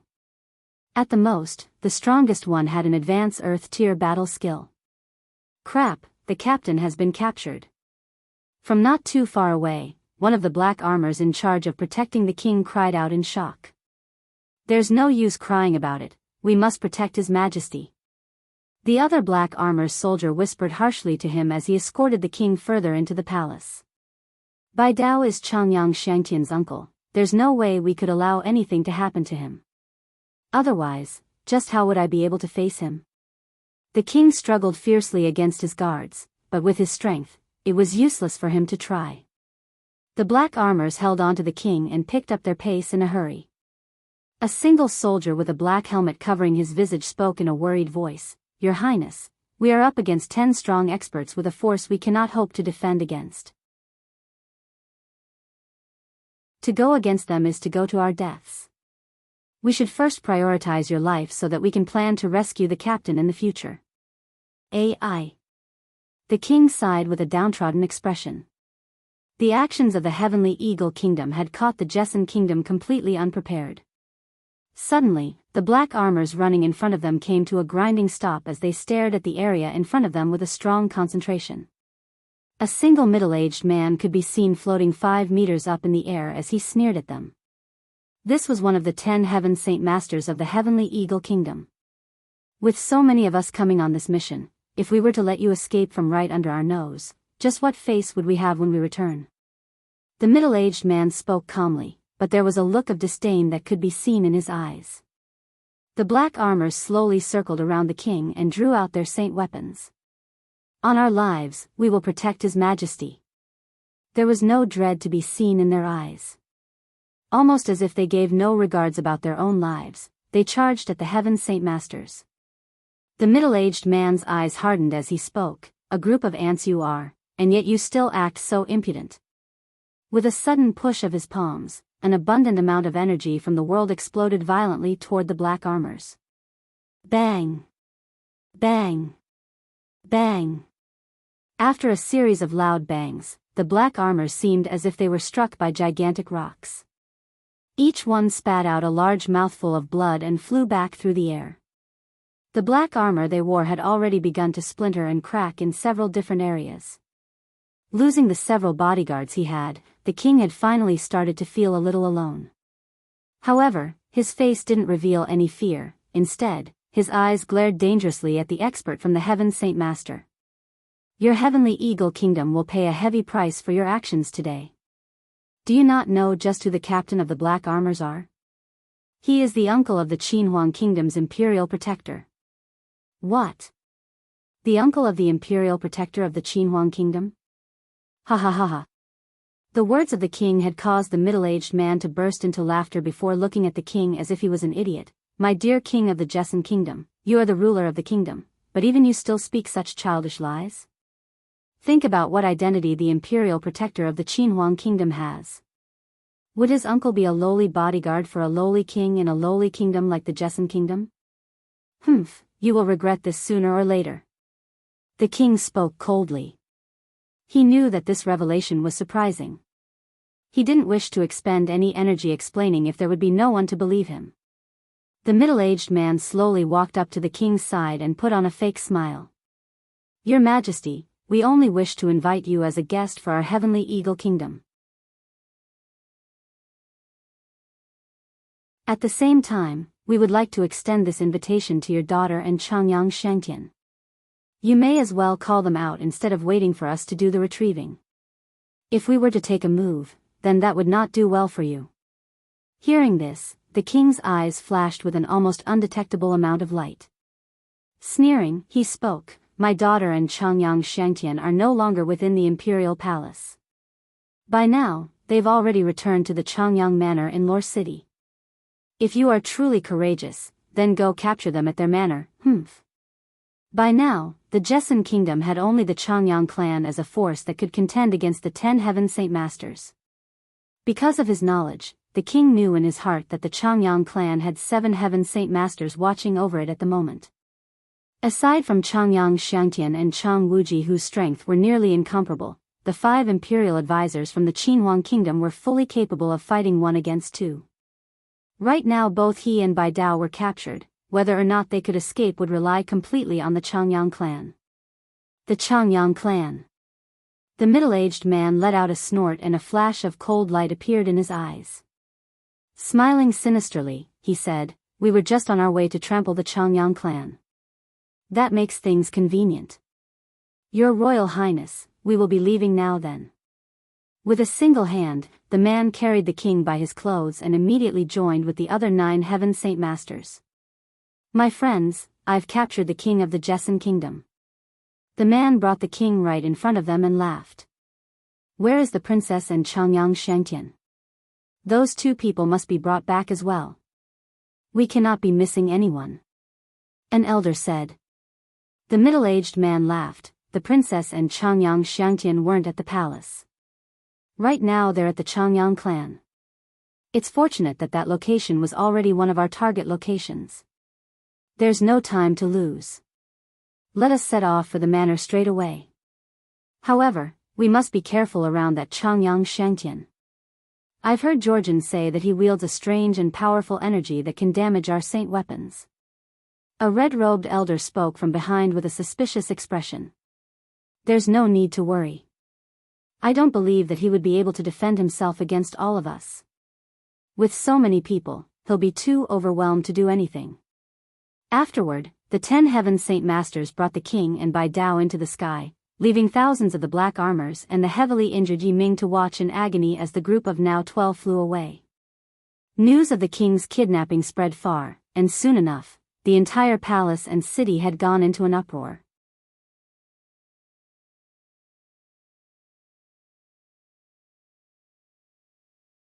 Chapter 472, Kicking an iron panel within the Changyang Manor in Lore City. Changyang Ba and Chang Wuji were conversing with the 5 imperial advisors from the Qinhuang kingdom in a luxurious-looking room. Jian Shen had left several days ago, giving Changyang Ba the time to chat with the 5 imperial advisors in an attempt to pull them closer together. Honored 5 imperial advisors, if living here for the past few days has not been to your liking, or if there is something not satisfactory, then please speak up and we will definitely strive to improve. Changyang Ba spoke with a laugh. Although his own son was the imperial protector of the Qinhuang kingdom, making the 5 imperial advisors his subordinates, Changyang Ba did not wish to treat them impolitely. After all, they were still heaven saint masters in the end. Our host has been far too polite. We 5 have been very comfortable these past few days. Xiao Tian smiled. Because he was the strongest among the 5 and was exceptionally talented in his own right, he had become the substitute leader while Jian Shen was away. During their talks, they did not treat Changyang Ba as if he was lower than them despite his strength as an Earth Saint Master. On the contrary, the 5 of them had treated him with all the respect they could. It was almost as if they feared angering him so that they seemed more like equals. The reason for this, however, was due to his exceptional son. While the men were joyously chatting together, Chang Wuji's expression suddenly slipped before standing up with a serious expression. Cupping his hands, he spoke, "Honored imperial advisors, my leader, this slave has an urgent matter to attend to." "Chang Wuji, where are you going in such a hurry?" Changyang Ba laughed as he looked to Chang Wuji with an eye that regarded him highly. "Chang Wuji, if you have need for us, then please just instruct us to do so."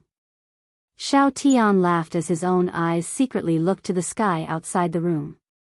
Chang Wuji uttered a single word of thanks before leaving the room. Standing outside, Chang Wuji's face grew solemn as he flew into the sky. The light in his eyes twinkled with some confusion before his own body flew higher and higher into the sky above the Changyang Manor. A heaven saint master could fly at high speeds. After rushing from the heavenly eagle kingdom, the 10 heaven saint masters, Biyao, and the king of the Jesson kingdom were already a few several thousand meters away from Lore City. By now, they were on a perfectly straight route for Changyang Manor. A frail-looking man looked at the map in his hands. "Changyang Manor is right in front of us," he spoke. This time our target is the Changyang clan. They are a minor clan, so let us just annihilate their clan to allow them to know the consequences of offending our heavenly eagle kingdom. A crane-haired elder spoke. He was a member of the Heavenly Eagle Kingdom's royal family, so he knew of the finer details of the entire matter more than the others. To completely destroy the Changyang clan was what the king of the Heavenly Eagle Kingdom had wanted. Hearing this, the king of the Jesson Kingdom had a look of contempt on his face as he was carried by a middle-aged man. In his heart, he thought, Heavenly Eagle Kingdom, this time you've truly stirred the hornet's nest. No one can save you now. The 10 Heaven Saint Masters quickly arrived right in front of the Changyang clan, but Chang Wuji could be seen staring at them with both his hands folded against his chest. The men from the Heavenly Eagle Kingdom had come without disguising their power at all. The very moment they had entered the vicinity of Lore City, Xiao Tian and Chang Wuji had both sensed their presence. Chang Wuji stared grimly at the 10 experts before his eyes fell upon the king of the Jesson Kingdom and the still unconscious Biyao. With a startled composure, he cried out, Your Majesty! You must be the strongest of the Changyang clan, Chang Wuji. The crane-haired elder spoke with cold eyes and an equally cold voice. With both the king of the Jesson Kingdom and Biyao captured, Chang Wuji didn't need to think to know that these 10 were enemies and not friends. Who are you? Chang Wuji spoke with a dangerous voice. We are from the Heavenly Eagle Kingdom. Chang Wuji, have Changyang Shangtian get out here right now. After offending our Heavenly Eagle Kingdom, he cannot leave from here in peace. The crane-haired elder spoke with a tone that seemed to grow even icier with each word. Chang Wuji's eyes flashed dangerously as a spike of energy began to burst from his body. Glowering at the group in front of him, he spoke, You from the Heavenly Eagle Kingdom, to dare speak of the fourth master so disrespectfully, did you wish to die so soon? To speak to us in such a manner, you'll die for this. The same elder's face twisted in anger before charging straight for Chang Wuji with his saint weapon out. Chang Wuji let out an unfearing snort before preparing himself for battle. His own saint weapon appeared in his hand, and at the same time, a surge of saint force began to billow out from within his body in an amount that seemed to exceed his own strength.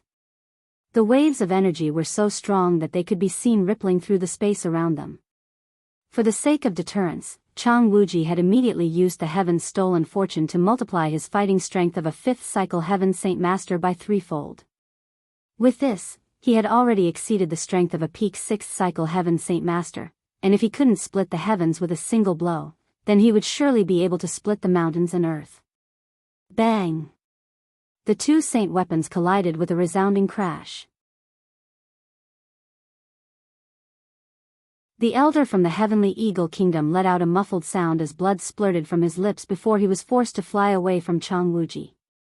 With a single exchange, Chang Wuji had defeated a 2nd cycle Heaven Saint Master. Such a strength like this shocked the other 9 Heaven Saint Masters from the Heavenly Eagle Kingdom. While they did their research on the Changyang clan earlier and knew of Chang Wuji's strength, they didn't know that he would be that terrifyingly strong. The reason why Chang Wuji had been able to kill any Heaven Saint Masters in the Battle of the Four Kingdoms against the Jesson Kingdom was due to him borrowing the power of a Heaven-tier battle skill. But now, Chang Wuji had been able to injure a 2nd cycle Heaven Saint Master in a single blow. This type of strength had far exceeded any of their expectations. Beneath, the entire Changyang manor had been sent into disarray when a large amount of killing intent had flooded the area. But when they all looked up to see the 11 Heaven Saint Masters, their faces instantly slackened and instantly found it hard to swallow their saliva due to their mouths dropping open. Unhand His Majesty and Biyao straight away or face the consequences. Chang Wuji didn't continue to attack and instead stared heavily at the men in front of him. With both the king and Biyao captured, Chang Wuji wasn't able to fully attack without fear of hurting the two as a result. Be at ease, Chang Wuji. While I admit that your strength is beyond any one of us in a 1-against-1 match, but you are only just one man. Combined with Changyang Shangtian, there is only 2 Heaven Saint Masters within the Changyang clan. Compared to the 10 of us, do you think the 2 of you have a chance? An elder reasoned. Chang Wuji gave a cold smile, you underestimate our Changyang clan. Now, release the 2 immediately, we've still time to talk about this. Otherwise, the Heavenly Eagle Kingdom will become the enemy of our Jesson Kingdom. Your annihilation will be in due time by then. Ha ha ha, what a great joke you know how to spin. Your Jesson Kingdom has no way of destroying our Heavenly Eagle Kingdom. The crane-haired elder laughed in disdain. At that moment, the one that flew at Chang Wuji had flown back up. His face was pale, and a hint of fear could be seen in the lights of his eyes. A man wearing a bright red robe with equally red hair spoke. They are all dead men walking, why waste words and time on them? Have some people deal with Chang Wuji, 2 others will go search for Changyang Shangtian. What a coward for life he is if he doesn't dare to come out. The red-haired elder was a 4th cycle Heaven Saint Master and also the strongest of the group. Within the Heavenly Eagle Kingdom, many had already seen him as their leader for the mission. That works. Leader Zhou, Patriarch Huang, Elder Mu Bai, and Elder Ping Yun. The 5 of us will face off against Chang Wuji then. The frail elder laughed. The 5 of them were 3rd cycle Heaven Saint Masters. With their powers combined, then they would be able to give a 6th cycle Heaven Saint Master a headache. The 5 elders took a stride forward in midair at the same time. Smiling, one of them spoke, I've heard Chang Wuji has a heaven-tier battle skill. We've benefited greatly from the Jesson Kingdom it seems. At this, the other 4 men began to talk among themselves for a moment before quickly engaging Chang Wuji into a brawl. Father! Suddenly, a frantic cry could be heard from below only for everyone to see Princess Yu Yu and Bai Yuntian standing beneath them. Their faces had a terrified look as they saw the king within the hands of the Heavenly Eagle Kingdom. Yu Yu's lovely face had already turned pale as she feared what might happen to her father.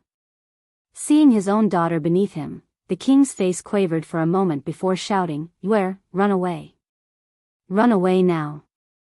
A battle between Heaven Saint Masters could easily injure a large multitude of people, so the king was worried about the potential damage that could occur to her.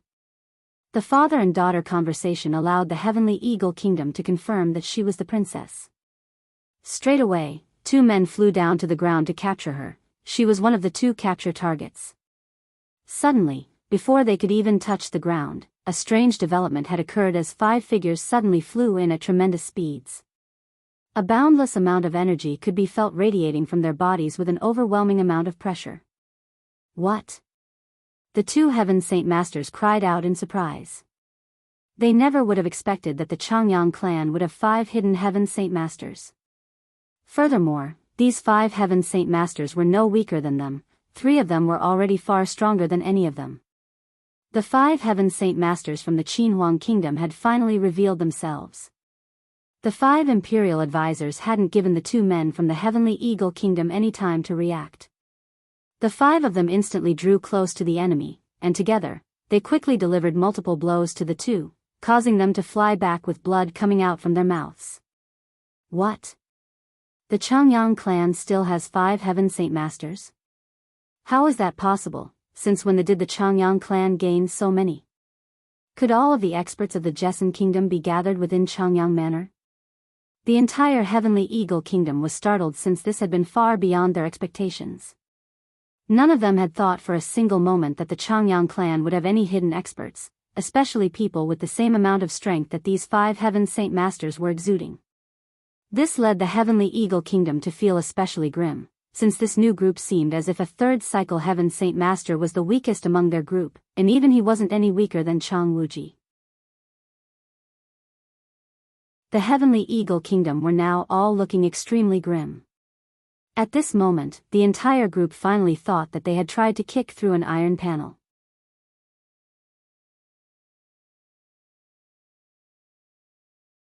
Chapter 473, Calamity at the Changyang clan. Rushing forward, the 5 imperial advisors quickly rushed toward the 2 Heaven Saint Masters. Without hesitation, they charged straight for the other 3 after dealing with the 2. How disgraceful. Who was in charge of scouting for information? How does the Changyang clan have so many experts? The 5 men fighting Chang Wuji had instantly taken note of what happened below.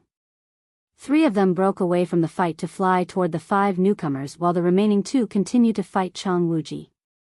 None of the 5 imperial advisors spoke a word and instead clashed fiercely with the Heavenly Eagle Kingdom. Among the Heavenly Eagle Kingdom, their strongest Heaven Saint Master was the red-haired elder who was currently facing off against Xiao Tian while the others faced off against another. The middle-aged man with the king of the Jesson Kingdom handed him over to the other man next to him before saying, "I'll leave the king to you. Look over him while I go lend a hand." The other man took the king and shifted the still unconscious Biyao over to his right hand. "Be careful." The first middle-aged man gave a serious nod before taking out his saint weapon to enter the battle. There were a total of 10 Heaven Saint Masters involved in battle now. The battle over the Changyang clan would be a strong one. The red-haired 4th cycle Heaven Saint Master continued to exchange several rounds of attacks with Xiao Tian. When the moment came for Xiao Tian to land a single blow on the man's chest, he spat out some blood and the color in his face drained away. Xiao Tian was a 5th cycle Heaven Saint Master and an imperial advisor for the Qinhuang Kingdom. His battle strength far exceeded any other 5th cycle Heaven Saint Master, and it could even be said to be comparable to a 6th cycle Heaven Saint Master.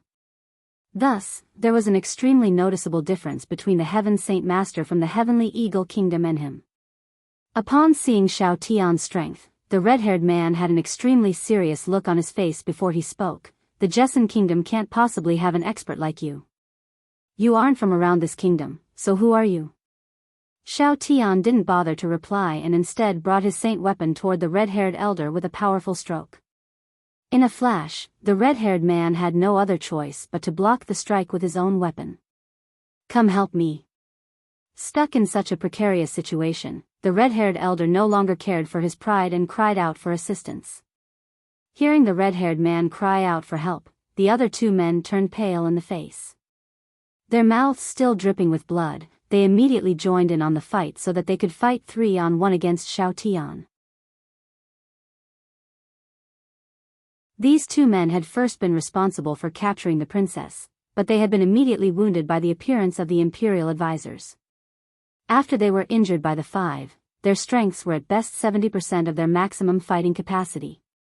Even with them uniting with the red-haired man, they were incapable of defeating Xiao Tian.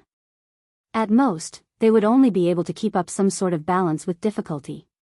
So another 3 Heaven Saint Masters had stopped their attack on Chang Wuji to fight Xiao Tian.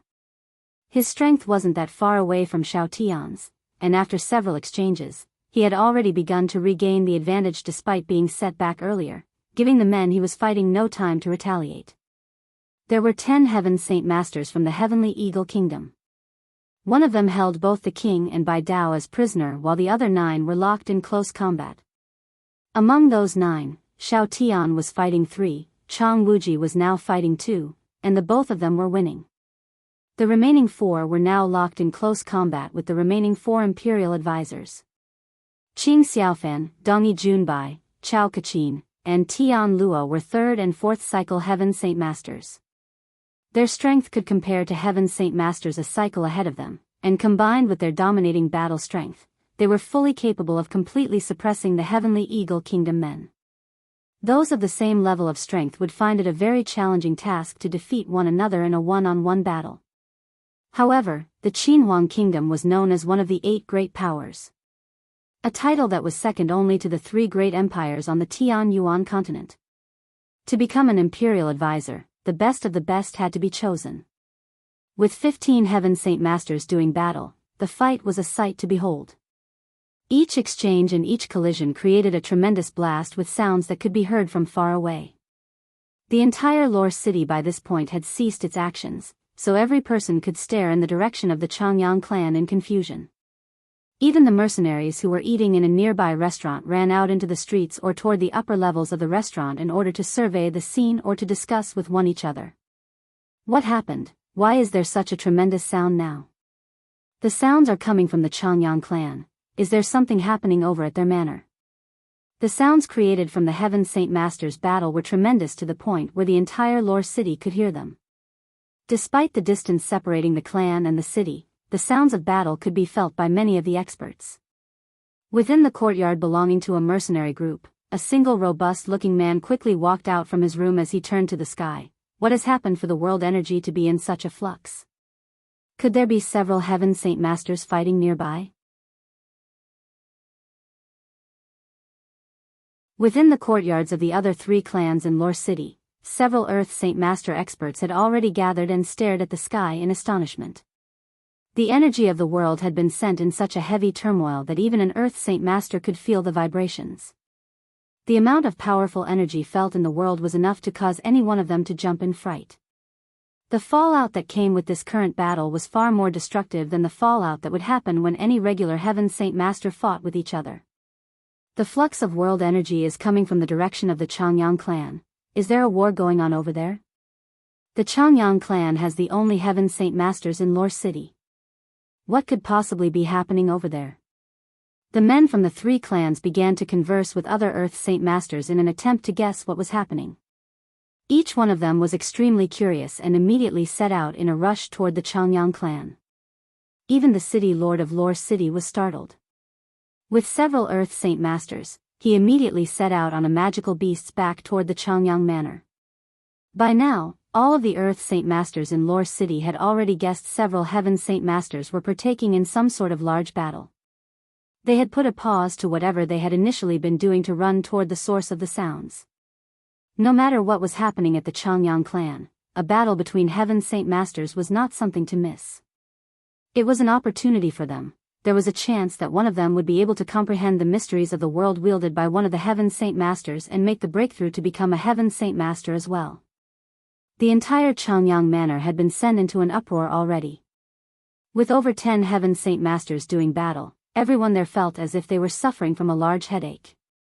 The entire compound had been sent into disorder with the guards and servants scuttling around. Some of the unluckier men had even been struck by the ripples of energy, killing them violently. Within several moments, there was not a single intact room left within the entire compound. Every single building had received damage equivalent to the entire compound collapsing. Even the pavilion where all the manuals were stored had collapsed, and the 10-meter-tall towers had fallen to pieces as well. Several of the servants who were inside the buildings when they collapsed could be heard screaming out in agony. "My lord, please escape right away." Several bodyguards loyal to Changyang Ba could be heard right by his side in an attempt to lead him away from the danger. "Madam, please run away." Several other bodyguards were trying to lead the fear-stricken Ling Long away as well. A single burst of fire shot down from the air and made contact with the buildings. With that spark, the entire compound was lit aflame instantly. "Ahu, Ahu. Save my Ahu quickly, he's still in his room." Ling Long immediately bawled as she ran over to one of the combusted rooms. "Protect the madam, I'll save the young master." One of the captain guards cried out before plunging into the burning room before Changyang Ba could speak. "Quick, escort the second lady into the cellar."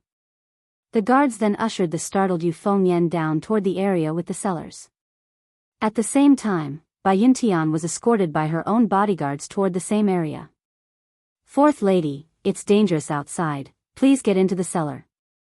A guard spoke anxiously, but as he spoke, several rays of sword chi could be seen shooting down from the sky, piercing holes into the ground. Suddenly, the expression on the guard's face froze as blood flowed down his head before he ultimately fell to the ground. "Captain, Captain. What happened?" The guard escorting Bai Yuntian cried out in anguish before running to where his captain lay on the ground. "There's no time to delay, quickly escort the fourth lady down." The other guards spoke through their agony and used their own bodies to protect Bai Yuntian as they brought into the protected area. At this moment, another torrent of energy continued to wreak havoc from the sky above. The roof to one of the buildings on the side of Bai Yuntian had begun to lift from the ground and into the direction of Bai Yuntian, causing the guards around her to grow startled. Just at that moment, a cyan glow shot into the scene. The white-robed Ming Dong came into view. With a chop of his sword chi, he split the falling building in two, eliminating the danger. Ming Dong looked to the energy storm above them and turned his head back to look at Bai Yuntian with a solemn look. "I'll lead the way, De Gafeng, and Bai's safety will be up to you. Protect Auntie well, if something happens to her, how would we ever face Tianqin? Feng stood nearby with a vigilant expression. I will do my best, but a battle of Heaven Saint Masters is far too much for even us. With all that energy being thrown about, even the two of us will have to be extremely careful. Please make sure to look after me as well. Understood. Please go with them towards the safe area. You should be able to escape from there. Ming Dong immediately began to spearhead a route while Feng ran to escort and protect Bai Yuntian from any external dangers.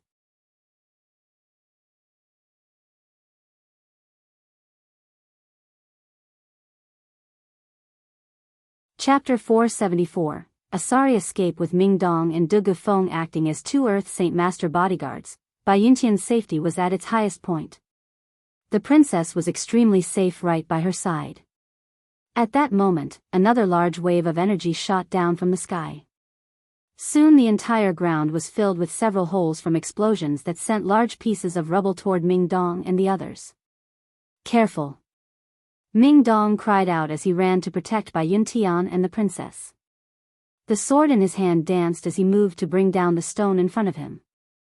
Feng himself wielded a giant sword that seemed to dance with flames right by his side. Despite their strengths, there were far too many stones for them to fend off. With the waves of explosion that happened every so often, a finger-sized stone finally broke through their defensive net. With a whistling sound, it shot straight for Bai Yuntian before ultimately leaving behind a small cut that allowed blood to show. Ah! A pained cry came from behind Bai Yuntian. Turning around, she could see that the princess was clutching her left shoulder where blood was flowing freely, staining her clothes with a red tint. Are you all right? Bai Yuntian ignored her own wound and quickly looked back to the pain-stricken Yu. I am fine. Yu spoke, but her pained expression was proof enough that she was enduring a large amount of pain. Seeing Bai Yuntian and Yu sustain an injury, Feng and Ming Dong both let show a startled expression. God damn it! Ming Dong cursed. The battle is getting far too rowdy. We can't delay any longer. Hurry into the cellar. Soon after, everyone quickened their pace. The battle in the sky grew more and more intense. While the Heavenly Eagle Kingdom held an advantage with numbers, their strength was beneath the Qinhuang Kingdom's Heaven Saint Master. Thus, the 9 Heaven Saint Masters were completely suppressed by the 6 Heaven Saint Masters to the point where they weren't even able to fight back, forcing them to rely on just their battle skills. All sorts of advanced Earth-tier battle skills continued to be thrown about from each of the 9 Heaven Saint Masters. Whenever they made contact with the individuals from the Changyang clan, they would explode with a terrifyingly huge amount of energy that would distort the space around them. With the intensity of the energy, the space seemed like it would split itself apart. Although there was a very noticeable difference between a Heaven-tier battle skill and an Earth-tier battle skill in terms of power, when a Heaven Saint Master used an Earth-tier battle skill, the power from it should not be underestimated, especially when 9 Heaven Saint Masters used one at the same time. The amount of power that would overlap each other was tantamount to several Heaven-tier battle skills clashing and could shatter the firmaments of the heavens. Ah! Suddenly, a cry of agony could be heard, piercing cleanly through the exploding sounds of battle. Turning to look, everyone could see the Heaven Saint Master that was fighting Chang Wuji had his right hand chopped off. The arm flopped to the ground while blood sprayed out of the stump like rain. Chang Wuji's eyes had a thirst for blood in them as he stepped forward without letting the man escape him. With a thundering clap of sound, his sword stabbed straight through the man's chest. Elder Ping Yun. The other man fighting Chang Wuji cried out in shock. Charging forward, he attempted to stab Chang Wuji through the chest as well. With an ice-cold expression, Chang Wuji pulled his sword out from the man's chest and swung his sword with all his might toward the incoming enemy. By himself, how could a third cycle Heaven Saint Master be a match for Chang Wuji? With a single thrust of his sword, Chang Wuji repelled the man. Chang Wuji's face was especially gloomy and a fury radiated from his eyes. There was no way he didn't know what was happening down below him, but with the 2 men he was fighting annoying him to death, there had been no way for him to go down to save anyone.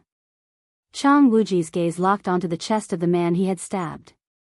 With a single step, he flew toward him, and with his sword hand falling downward, he moved to lop off the man's head. Although using a heaven-tier battle skill would easily kill his opponent, it would also require a large amount of Saint force. Not only that, but the Changyang clan down below would be hit with the fallout. A heaven-tier battle skill would decimate the entire manor. Seeing the sword falling down at a tremendous speed, the man's face fell with shock. First he had lost his right arm, then he had a hole straight through his chest. The two of these two wounds had already brought forth a tremendous amount of damage. He wouldn't even have enough energy to defend himself against another strike, so he opted to fall toward the ground. With a sneer, Chang Wuji's sword tip shot forth 10 meters in an instant. Quickly, the sword came down with an executing slash that bisected the man's head, killing his soul. Thus, the very first individual from the Heavenly Eagle Kingdom was killed by Chang Wuji. Elder Ping Yun. A grief-filled voice called out from the man who had been sent flying back from Chang Wuji's earlier blow. Heavenly Eagle Kingdom. Today I will ensure that you pay a heavy price for your actions. Chang Wuji exclaimed as he brought his sword flying toward the other man with a swift motion. After seeing Chang Wuji kill someone, the other 5 Heaven Saint Masters from the Qinhuang Kingdom grew excited. Their movements grew quicker and, in the span of several seconds, the enemy side gained new wounds. Blood spilled from their mouths as their momentum fell like an arrow at the end of its flight. Bang! Suddenly, a splurt of blood could be seen falling through the sky. Xiao Tian's hand had rammed straight into one of the Heaven Saint Master's head, pulverizing it into a bloody mess. Thus, the second Heaven Saint Master from the Heavenly Eagle Kingdom had fallen. We can't win, retreat. After having 2 of their own killed, the remaining few members felt as if they were dealt a tremendous blow. One of the members immediately cried out for the others to give up the fight and to escape. If I let you run away, Qing Shaoshan would have no face to return back home. Qing Shaoshan sneered. With the wind element enveloping his body, he quickly streamed for one of the escaping fighters. The Heavenly Eagle Kingdom men were dominated completely. Although they were able to hold on to their lives, they wouldn't be able to do so for long. Everyone from their group knew when they were over their heads and no longer had the bravado from earlier. Seeing someone else try to run, the others had been hasty not to fall behind and ran away one by one. After a short battle, 2 of the 9 had fallen and the remaining 7 had been severely injured. On the other side, no one had taken any heavy injuries and still had energy to spare. Unlike them, the Heavenly Eagle Kingdom's men barely had any energy left to escape. It won't be that easy to get away. All 5 of the Imperial advisors gave chase with Xiao Tian leading the group while Chang Wuji stayed behind to check on the Changyang clan down below. Experts from all over had rushed to this location the moment they heard a battle taking place at the Changyang clan. They began to observe the intense battle from far away with absolute shock. In the golden age of the Jessen Kingdom, they had no more than 10 Heaven Saint Masters. With Chang Wuji now as the 11th, they were at a number that was greater than the amount of Heaven Saint Masters in their golden age. As for the Changyang clan, their entire compound had been laid to waste. Every building had collapsed into rubbish, and the bodies of guards and servants could be seen strewn about. Although the Heavenly Eagle Kingdom men had fled, the battle had not yet stopped. The 5 Imperial advisors from the Qinhuang Kingdom continued to surprise everyone by chasing the Heavenly Eagle Kingdom men with no mercy. Qing Shaoshan possessed the wind-attributed Saint Force and could use the wind element to increase his speed to become the fastest among the group. In a flash, he was able to catch up to his adversary and began to unleash his full strength. Easily throwing out an advanced Earth-tier battle skill, he chopped off the head of one of the already injured men. The man didn't instantly die from the blow and had hurriedly grabbed at his head before attempting to escape. Killing a Heaven Saint Master would require vanquishing the soul. However, this man who had his head chopped off was weakened. Without any energy to fight, he was ultimately slower than the rest. In an instant, Qing Shaoshan caught him and bisected the head in 2. By that point, the other 4 Imperial advisors had already caught up with the Heavenly Eagle Kingdom and forced them into another fierce battle in the sky once more. Energy began to be thrown about, causing heavy damage to the streets and buildings nearby. Countless passers-by cried out in panic as they tried to escape, while some of the unluckier ones were struck by the waves of energy, killing them in a violent manner. In that one moment of warfare, the Heavenly Eagle Kingdom lost another expert by the hands of Xiao Tian. Xiao Tian extinguished the man's soul with a single strike through the eyebrows, allowing his body to fall to the ground and crumple on the streets. The man who was holding both the king and Biyao realized that if he didn't take an emergency action here and now, it would be insanely difficult for him to run away. With that in mind, he immediately threw both captives in opposing directions before shouting, "If you wish for the king, then here you have him." The 5 imperial advisors had stayed within the Changyang clan for many days and thus learned many things from their talks with Changyang Ba. So they knew the identity of these two. One of them was the future father-in-law of their imperial protector, the other was the uncle of their imperial protector. Both of these men were of high importance, and so there had been no hesitation in what to do next. Straight away, 2 of the 5 men broke away to rescue the king and Biyao. The one who had thrown the 2 had not yet ran away. Immediately taking out his saint weapon, he quickly used a mighty earth-tier battle skill in an attempt to save his comrades. The 2 Heaven Saint Masters that were not able to run away due to their injuries tried their best to take advantage of the moment where the king and Biyao were being rescued. They were able to run away as sorry figures with the assistance of their comrade, forcing the other 3 to pull back. After several moments, the king and Biyao were both safely rescued. The 2 of them were rather weak and had been in a state of unconsciousness. If they were to hit the ground as they were, it would be a stroke of luck if they didn't die. "We can't let them run away like this." Luo Tian spoke as he looked at the escaping men, his foot itching to give chase. Stopping Luo Tian, Xiao Tian spoke, "Forget that for now. The Imperial Protector won't let this debt go unpaid so easily. For now, our top priority is to return these people back to the Changyang clan and save the others." "Right, saving them is our top priority. If something were to happen to anyone of importance, then how could we justify ourselves?" Deng Yijunbai agreed. Afterward, the 5 imperial advisors returned to the Changyang manor, leaving behind the corpses of the 2 men from the Heavenly Eagle Kingdom on the streets. The fight had not lasted long, and the commotion that had struck Lore City had finally abated. From the 10 Heaven Saint Masters from the Heavenly Eagle Kingdom, in the end, only 6 of them had been able to escape.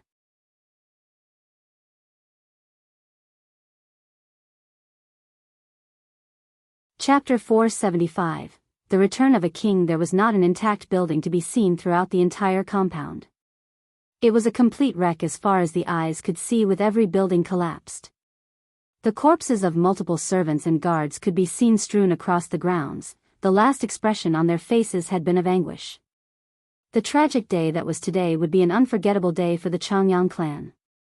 The energy from the 10 Heaven Saint Masters had killed many lives and caused an immeasurable amount of damage. Many more people had been severely injured and left the Changyang clan in a depressed state. Chang Wuji trod across the broken courtyards with a heavy expression.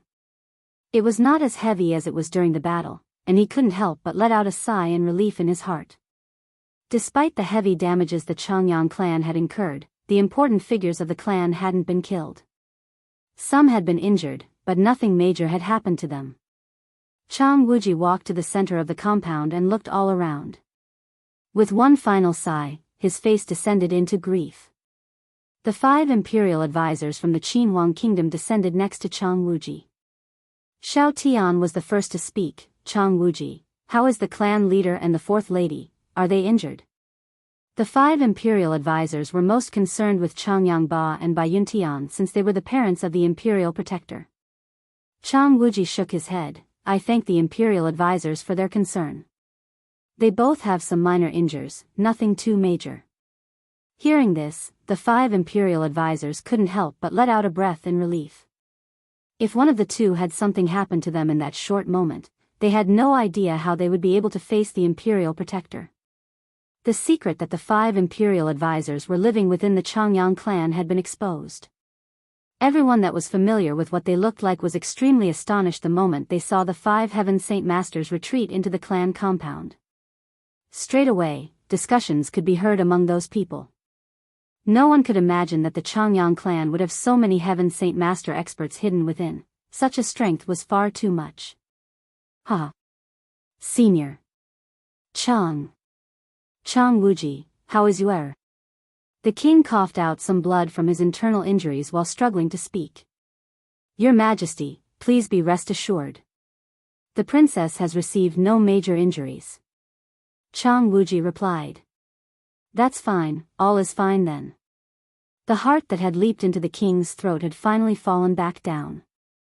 Yuer was his most beloved daughter, and thus he was without a doubt concerned for her safety. Afterward, the representatives of the 3 other clans of Lore City came by personally to express their sympathies to the Changyang clan. They had a look of grief in their faces and concern in their voices, but their eyes remained on the 5 imperial advisors from the Qinhuang kingdom with feelings of confusion and shock. Many of the members from the 3 clans had participated within the battle at the northern stronghold, so they naturally recognized the imperial advisors.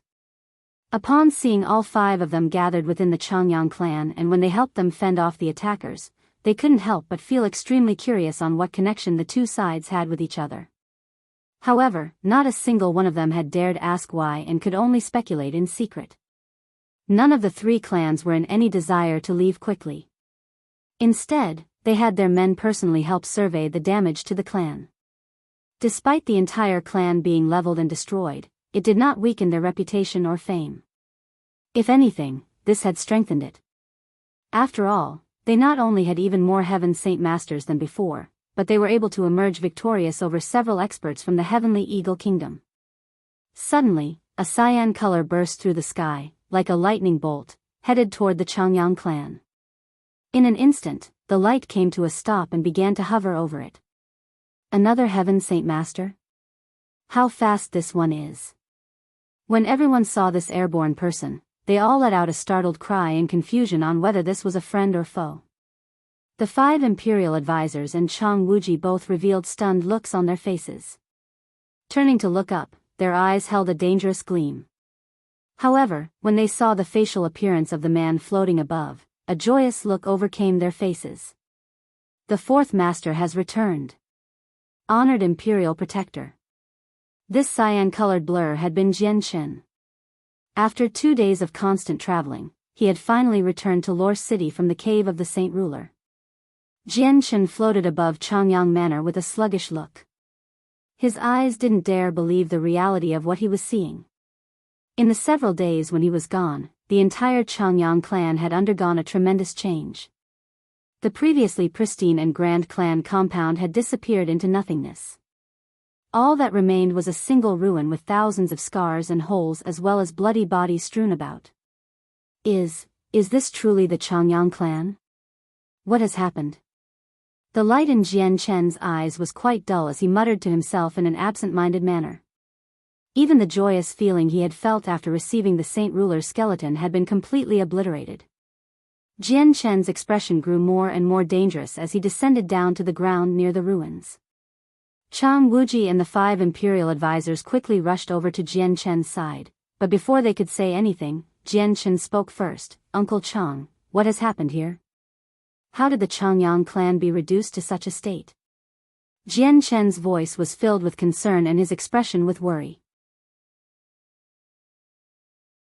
In his recent return, he had no idea just what could possibly happen for the Changyang clan to undergo such a tremendous transformation.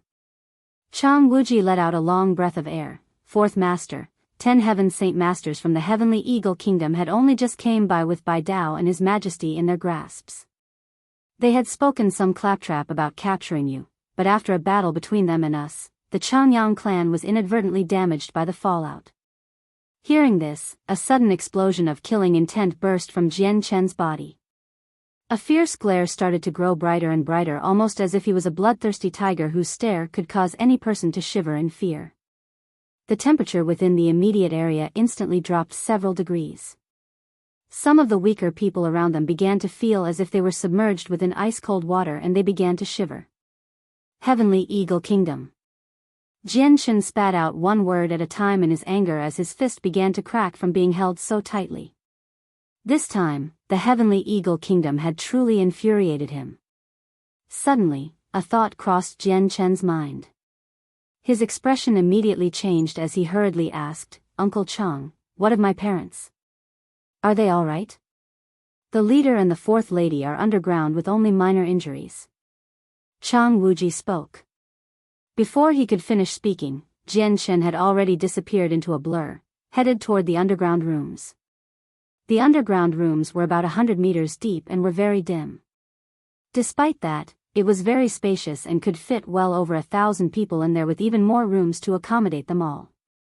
The very moment Jian Chen entered the rooms below, he could see several of the higher-ranking members of the clan and their guards come walking out. "Fourth Master." Some of the guards instantly saluted him when they saw him. "Where is my mother?" Jian Chen immediately demanded with a dangerous gleam in his eyes, causing the guard to avoid looking him in the eye. "The fourth lady is in the biggest room." The guard answered quickly. He immediately ran past them and into the biggest room in the underground area. However, it would be more appropriate to call these rooms caves, instead, due to their appearance. After entering the room, Jian Chen not only found his parents, but even the oldest aunt Ling Long, second aunt Yu Fengyan and third aunt Biyao Shuang.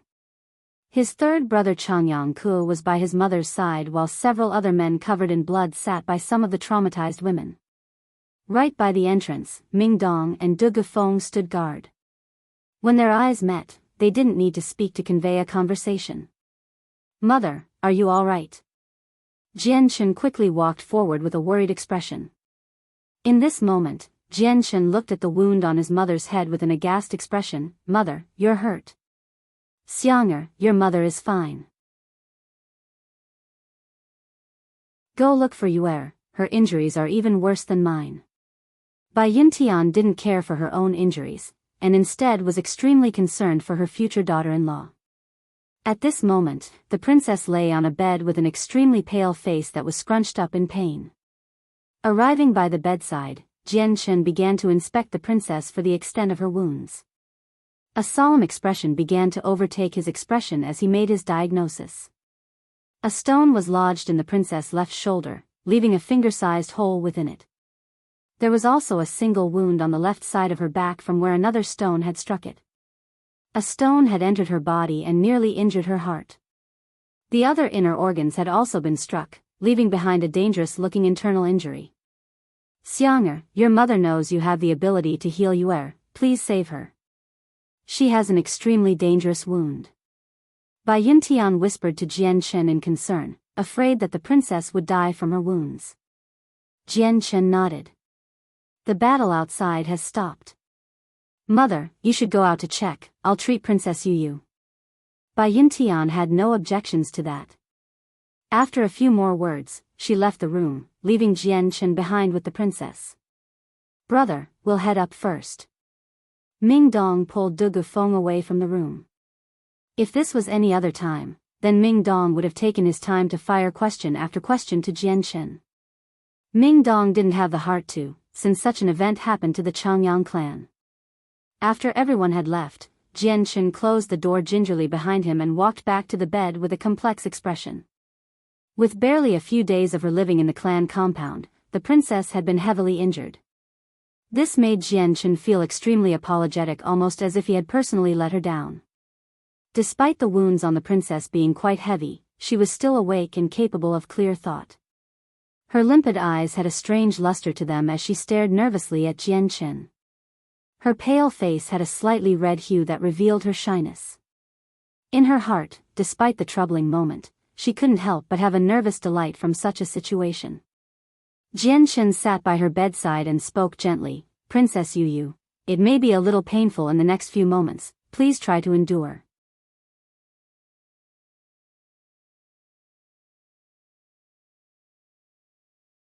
Chapter 476, A Day of Healing, N. Yu slowly closed her eyes and gave a light answer in response. However, she couldn't help but feel slightly disappointed and unhappy from the way Jian Chen had called out to her. Princess Jelan was a name His Majesty had given her, but her real name was Yu. Back in the flower garden at the Imperial Palace, Yu had stated that Tianqin should call her by her real name.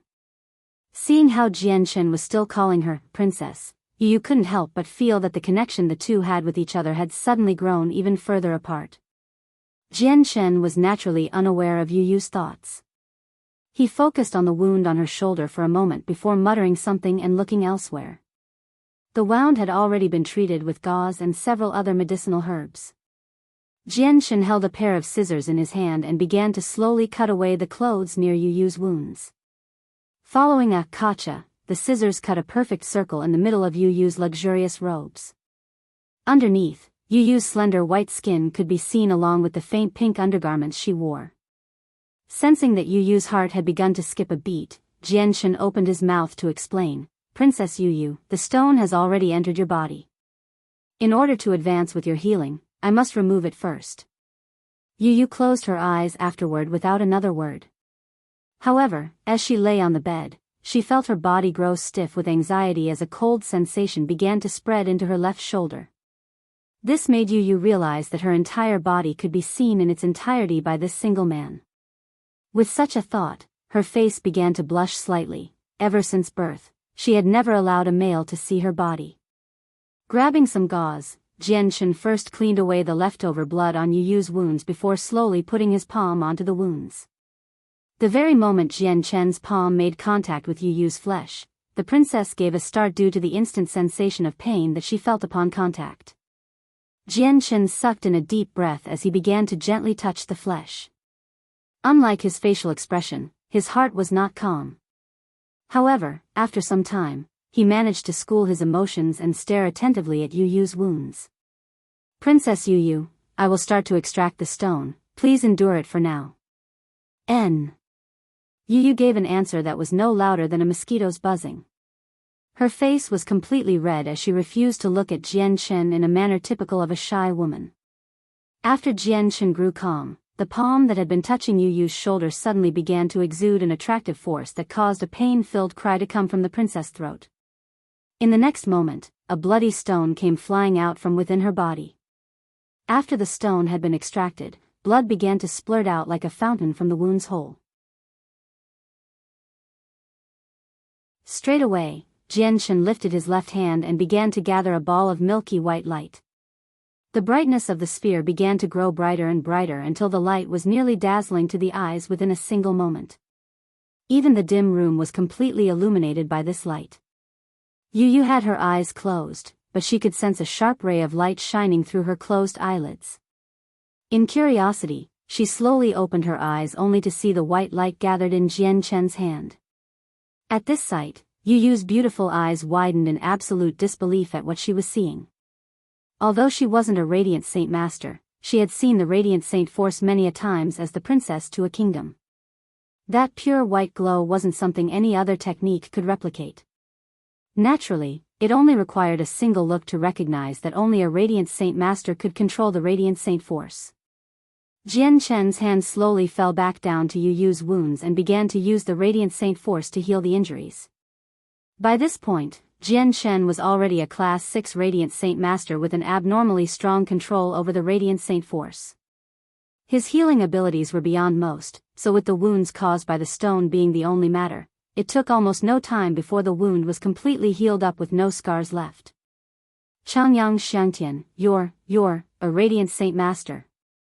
Yu's eyes stared at Tianqin with a startled heart. Within the Tianyuan continent, it was completely unheard of for a person to have two types of force. Not only was Tianqin a talented cultivator, but he was also a high-leveled Radiant Saint Master.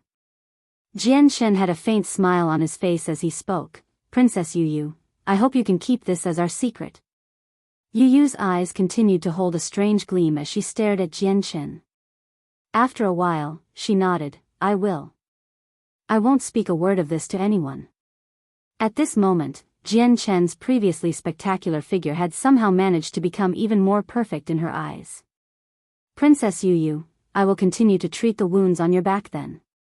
Hearing this, Yu hesitated for a moment before at last nodding her head in silence. However, just as she started to roll over, the injuries on her back suddenly flared up, causing her face to pale in pain. "You should remain as you are now. Allow me." Tianqin quickly stopped Yu Yu's movements and helped her turn her body over to inspect her wounds.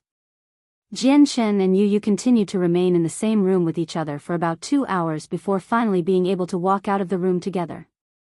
Because of Tianqin's ability as a Class 6 Radiant Saint Master, he was able to bring life back to a man who was on the verge of dying from his inner organs failing on him.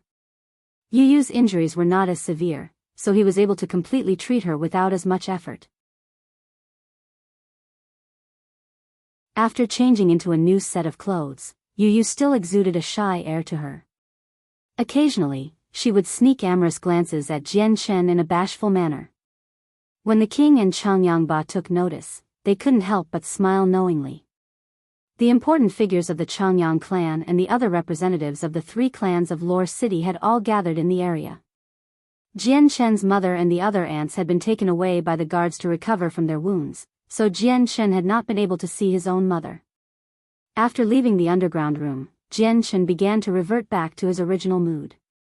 Losing the gentle face he displayed underground, Tianqin walked to Chang Wuji and spoke with a heavy expression, "Uncle Chang, just how heavy were our losses?" "Quite heavy. At least 200 casualties have been reported so far, while the wounded are still being accounted for. There are still many guards and servants whose bodies have been buried under the rubble. It will take us some time to excavate them. All of our buildings have been destroyed." Chang Wuji sighed. A flash of killing intent appeared in Tianqin's eyes. Clenching his fists, Tianqin's teeth ground together in anger. "Heavenly Eagle Kingdom, I will not let this matter stand. The Heavenly Eagle Kingdom are truly uncouth." The king showed a dark expression as well. After being captured by the Heaven Saint Masters from the Heavenly Eagle Kingdom, he was naturally furious. "Fourth Master, the magical beast you were raising has been found." Suddenly, one of the guards came running forward with the snowy white tiger. The cub. Tianqin's heart skipped a beat in surprise and immediately took the cub from the hands of the soldier to inspect it. Upon inspection, Tianqin could see that the dust had dyed the tiger's white fur gray, but its eyes were closed shut as it slept in hibernation to digest the heavenly resources. Seeing that the tiger cub was fine, Tianqin let out a sigh in relief. He hadn't thought of how many dangers that could possibly happen before he left, so he hadn't taken the tiger cub with him.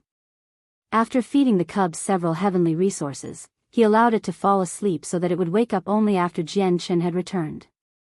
The Changyang clan must make a swift recovery. "Chang Wuji, I entrust this matter to you to make the necessary preparations." Changyang spoke. "Yes, this servant understands." Chang Wuji nodded. Hearing this, the eyes of the ruler of Lore City lit up. "Master Changyang, please entrust the artisans to me. I will ensure that the very best artisans rebuild the Changyang clan as swiftly as possible. As for the costs for the materials, please leave that to our 3 clans." Each of the representatives of the 3 other major clans spoke. The Changyang clan hadn't lost any strength after this event. Instead, their fame had exploded, especially to the 3 clans and the city lord. They had been stunned to see the development of the Changyang clan's strength.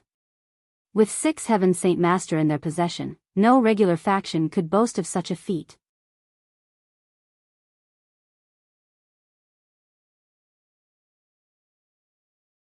Chapter 477, Plans for Revenge. Changyang began to weave several words of polite refusal to the 3 clans and the city lord. "My Changyang clan truly appreciates your kindness and goodwill, but despite the calamity that has befallen our Changyang clan, we still have enough strength to rebuild on our own. My dear family, why not build the new Changyang manor within the imperial city? This way, our 2 families will be much closer to each other. Furthermore, this would allow the Changyang clan to be able to adopt a governmental position with ease." The king of the Jesson kingdom spoke with an expectant expression. If the power of the Changyang clan wasn't contained in the imperial city, then it would be a great loss. If the Changyang clan were to be rebuilt within the imperial city, then the strength of the city would be increased by another level. If something like this happened again, then there would be even more experts ready to answer the call. That is, Changyang began to hesitate. The Changyang clan's roots ran deep within Lore City, but with the strength and fame of the Changyang clan now, they would surely become the #1 faction within the imperial city. A result like this would not be a tremendous loss, but at the same time, it would be a major issue if they truly wished to relocate. After all, the reason why the Changyang clan was in Lore City was due to the patriarch's arrangements. Seeing Changyang Ba's expression, Chang Wuji's face grew stiff. "My lord, we cannot choose this option. Residing the Changyang clan in Lore City was the decision of our patriarch. Lore City could be said to be our ancestral home, just how could we leave it so easily?" Chang Wuji held an especially special position within the Changyang clan. Although he was not a qualified elder of the clan, even the leader of the clan wouldn't be able to ignore his words. With Chang Wuji's firm opposition, Changyang Ba could only decide on declining the king's suggestion. The king could only sigh inwardly to himself with disappointment. He had truly wished for the Changyang clan to be rebuilt within the imperial city. That way, he would have added a strong addition to his defenses. The servants and several soldiers of the Changyang clan began to clear away the rubble in the compound while the elders stored books in their space rings to prevent anyone from stealing them. After all the preparations were done, the clan took up residency in several inns for the time being. At the same time, they called all of the artisans and blacksmiths of Lore City to work around the clock. More than 1,000 artisans gathered that night and began to rebuild the Changyang clan. The king then issued a decree that made many of the nearby cities send their highest quality building materials, so that the Changyang clan would be able to be constructed with ease. After issuing the decree, the king grew worried with the safety of the imperial palace. So with barely enough time to dress his wounds, the king immediately left to travel back to the palace. However, Jian Shen was worried for the king's safety, therefore, he had Xiao Tian and Qing Xiaofan accompany the king back. Such an entourage like this would heighten the imperial palace's defenses as well. On the second day, the Changyang clan used a healthy sum of money to hire several radiant saint masters from the nearby cities. Specializing in healing the injuries of others, these radiant saint masters also had plenty of medicines that were powerful in aiding the healing process of the servants and soldiers. The 4 deceased men from the Heavenly Eagle Kingdom had their space rings and the items within confiscated for the clan. From within, the Changyang clan was able to obtain many precious items, monster cores, and money. There had even been several advanced Earth-tier battle skills that made up for what had been lost. The management of the reconstruction of the Changyang clan was monopolized by Chang Wuji. With him in charge, the others were able to relax a little. Within one of the inns, Changyang Ba, Bai Yuntian, Jian Chen, and Yu Yu were all standing outside an enclosed room. If seen from a crack outside, a faint white light could be seen shining from within the room. The 4 continued to wait for an hour before the door finally opened. 3 white-robed men with pale complexions came walking out of the room exhausted. These 3 men were Class 4 Radiant Saint Masters from the nearby cities and were among the 7 strongest Radiant Saint Masters in the Jessen Kingdom.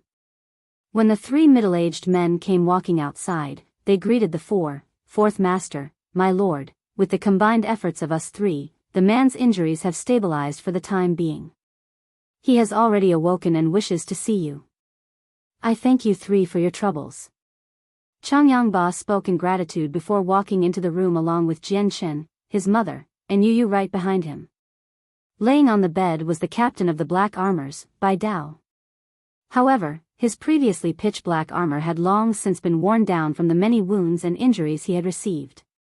Biyao had been treated by 3 Class 4 Radiant Saint Masters, but his wounds had been far too serious. Thus, his wounds were still not fully healed, and his face was still a pale white color. Seeing Jian Shen and the others having no major injuries, Biyao let out a sigh in relief before speaking weakly, "How is the situation now?" They naturally understood what Biyao meant. It was fortunate that the 5 imperial advisors were here. We were able to beat back the men from the Heavenly Eagle Kingdom. Furthermore, we were even able to kill 4 of them while the remaining survivors fled with heavy injuries.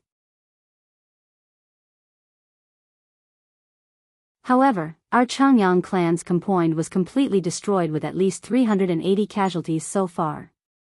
Biyao clenched his fists tightly with a look of hatred. "We must take vengeance for this. The Heavenly Eagle Kingdom has been far too unruly.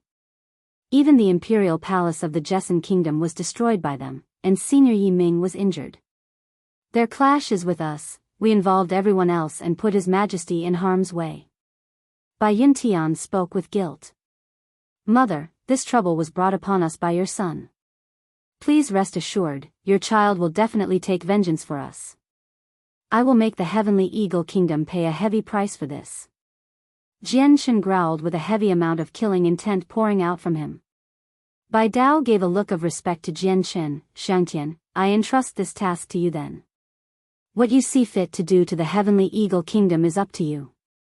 The Jessan Kingdom had only just experienced a war, thus our military strength is still lacking for now. We cannot afford to mobilize a large-scale attack on the Heavenly Eagle Kingdom. Jian Shen nodded his head solemnly. I understand, uncle. I already have a plan to deal with them. Shangtian, you must learn to exploit the resources given to you. The Qinhuang Kingdom has seen fit to give you the title of an imperial protector because of your talent. In the future, when you have enough strength, perhaps the Qinhuang Kingdom will have more need for you. When that time comes, that's when you exploit an advantage. You should do so and not waste it. Bai Dao spoke feebly, but he was still able to speak as the uncle teaching his nephew. When he looked at Jian Shen with grateful eyes, he thought about what honor the Bai clan had gained with such an outstanding grandson. Since it was his uncle giving guidance, Jian Shen adopted a modest and studious attitude. However, his heart did not accept the teachings. His age was not truly reflected by his expression, and he had experienced more things than Bai Dao had. Whatever Bai Dao thought to be a problem was not one to Jian Shen. With the pale face of Bai Dao, Jian Shen had a genuine look of concern that could not be hidden. Although he was 15 years old by the time he had first known about his uncle, they were still dear family. Bai Dao was the brother of his mother and, no matter what was said, they were family. With a twist of his hand, Jian Shen retrieved a white jade bottle from his space ring. From within, Jian Shen took out 2 pills and handed them to Bai Dao. Uncle, these are radiant spirit pills. Please use them to heal yourself. Choosing not to refuse it, Bai Dao accepted the pills with a faint smile. Shangtian, your uncle will accept these pills then. What expensive items these are. I can bet that a Class 5 Radiant Saint Master created these. Jian Shen's heart skipped a beat at Bai Dao's words. How exactly does one make these pills? He asked. Its manufacturing is extremely troublesome. It requires a Class 5 Radiant Saint Master and an alchemist to simultaneously work together to make a Radiant Spirit pill. Other than that, many rare ingredients and supplements must be gathered. It will fail if there is any negligence, meaning making a Radiant Spirit pill is extremely challenging. The higher the ranking of the pill, the more troublesome it is in making it. Bai Dao explained. Jian Shen's eyes lit up as he secretly concluded to himself that he would definitely find a method to create several pills when he had the time. He would definitely need some in the future, like when he needed to heal someone without the usage of the Radiant Saint Force. After leaving his uncle's room, Jian Shen went straight to Dugu Feng and Ming Dong. I will be leaving for a short amount of time. I'll be troubling you with the protection of my family when the time comes. Hearing this, Ming Dong and Dugu Feng both remained silent, almost as if they had long since knew about Jian Shen's plan. Off to the Heavenly Eagle Kingdom? Ming Dong asked. Jian Shen walked to the window and opened it to stare off at the distant ruins of the Changyang clan. No, to the Qinhuang Palace. The Qinhuang Kingdom. Ming Dong gasped with Dugu Feng immediately guessing Jian Shen's plan. Brother, don't tell me you are planning to. The Heavenly Eagle Kingdom will be exterminated. Jian Shen growled. The Heavenly Eagle Kingdom had stabbed at his reverse scale, so Jian Shen would truly wipe the Heavenly Eagle Kingdom off the face of the Tianyuan continent. At the same time, he would set an example for everyone else with the power of the Qinhuang Kingdom. This would too demonstrate the relationship between the Jessan Kingdom and the Qinhuang Kingdom.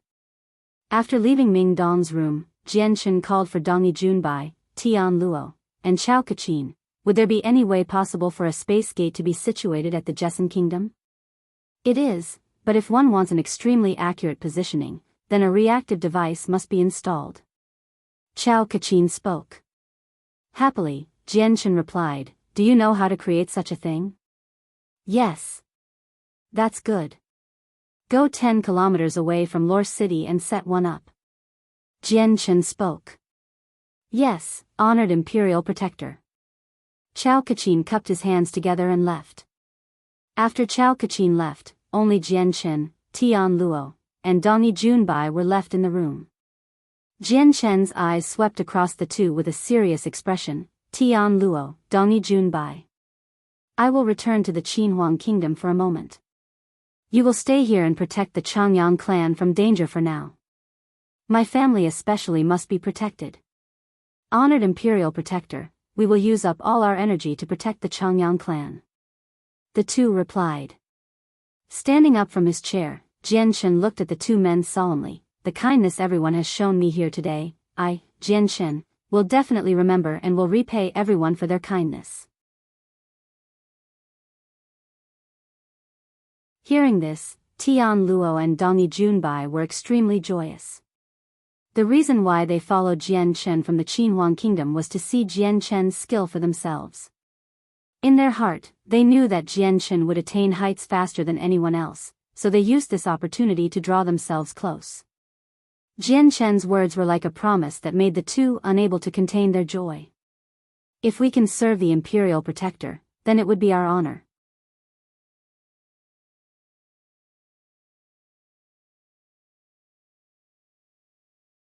Chapter 478, Returning to Walaurent City. Leaving the inn, Tianqin flew to the exit of Lore City and headed in the direction of the area where Tianqin was fiddling with whatever had to be done 10 kilometers away. Arriving at Tianqin's side, Tianqin asked, "How is it, did you finish?" Tianqin held 2 fist-sized crystals in his hand. Burying one crystal deep underground, he handed the other to Tianqin. "I've just finished. Honored Imperial Protector, these 2 crystals share identical energies that cause them to share an amazing connection. If you bring this crystal to whomever is operating the space gate on the other side, they will be able to coordinate the space gate to lock onto wherever the other crystal is. However, it would be for the best that you bring the most detailed map you have to better locate the targeted area." Tianqin took the crystal from Tianqin and began to study it. It was a sphere-like crystal that sparkled in a way similar to how light would shine through glass. There was also a strange type of energy swirling within that Tianqin had never seen before. Putting the crystal within his space ring, Tianqin and Tianqin left to return to Lore City. On the second morning, Tianqin bid farewell to his clan and left the Jessan kingdom with the white tiger cub. Bai Yuntian had been extremely reluctant to part with her child, but she knew that his task right now was not a simple one. With tears, she bade farewell to her son. The second day after Tianqin had left the Jessan kingdom, 6 pale-faced, raggedy Heaven Saint Masters fell back down to the middle of the imperial palace of the Heavenly Eagle Kingdom. The guards at the palace had instantly recognized their group and saluted them straight away before running off to report to the king. The 6 men burst into the palace halls and sat down in their chairs. Several men had extremely serious faces and sat there without a word, but the depressing aura around them was quite palpable. Soon enough, the crisp sound of laughter could be heard from outside. "Ha ha ha, I didn't think seniors would be coming back so fast. I wasn't expecting such speed, but just how would the Jessan kingdom have any strength to defend themselves from us? Have you eliminated that youth, Changyang Shangtian? If he doesn't die, then he will one day bring disaster upon our Heavenly Eagle Kingdom." Laughing, the king of the Heavenly Eagle Kingdom came walking in. The glittering smile on his face emphasized just how cheerful he was. But the 6 men sat there without a word, not a single one had answered the king. When the king strode into the halls, he noticed that the atmosphere within the area wasn't right. Looking curiously at the 6 men seated nearby, he noticed that they were pale in the face and were depressed as well. Immediately, the smile on his face disappeared as his mood dropped. From the expression of the 6, the king could roughly guess that the end results had not been at all like he expected. Growing serious, the king spoke, "Honored seniors, just what in the world happened?" AI. One of the 6 sighed to the sky with a pain-filled look. This time, we've angered the wrong people. Originally, everything was going as planned, but when the moment came for us to grab Changyang Shangtian at his clan compound, 5 Heaven Saint Masters came out to fight us. Their power was far too strong. Even together, we were not a match for them. In the end, they killed 4 of us and forced the rest of us to flee. We even had to throw away our hostages in order to distract our pursuers and escape with our lives. The king was stunned into silence as he listened. His entire body became paralyzed. This type of result was something he simply could not imagine in 1,000 years. He never thought that with 10 Heaven Saint Masters sent to the Jessan Kingdom, they would be beaten. Not only that, but 4 of them had been killed and the rest were lucky to escape. Your Highness, we suspect that the 5 Heaven Saint Masters residing within the Changyang clan were in fact the 5 imperial advisors from the Qinhuang kingdom. Only they would have so much strength like that. The red-haired man spoke with difficulty.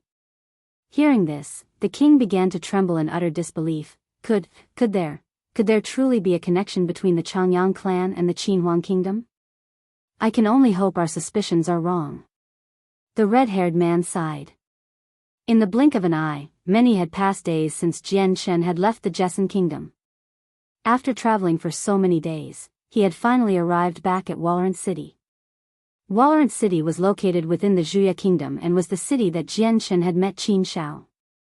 He and Qin Shao hadn't seen each other for half a year already, so he had begun to miss him. Thus, he would take this chance to go see him first.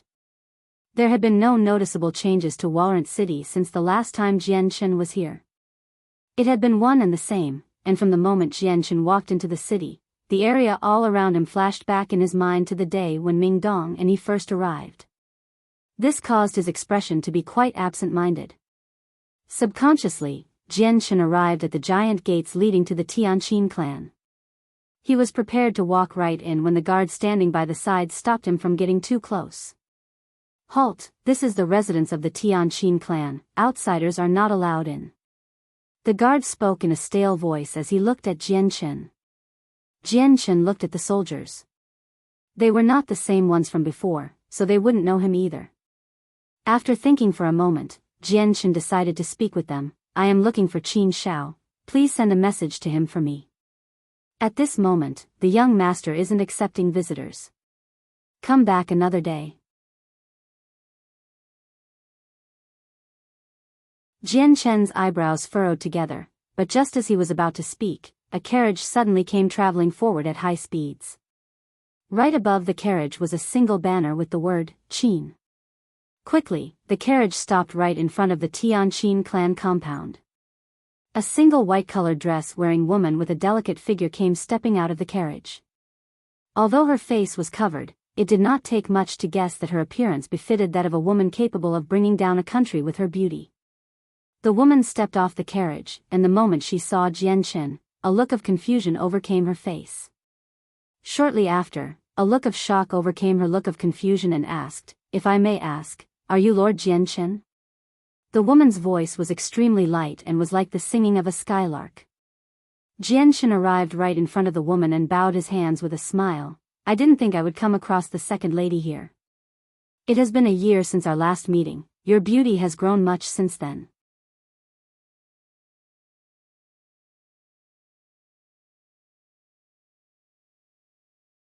Chapter 479, Tianqin clan. The second lady of the Tianqin clan gently glided forward to Jian Shen and stared at him with a strange light in her beautiful eyes. Lord Jian Shen is quite the famous person now. The glorious title of the King of Mercenaries has been so gained by Lord Jian Shen. When the 2 guards heard what the second lady was saying, their faces grew startled. Turning to look at Jian Shen in a whole new light, they began to feel the utmost regret in their hearts.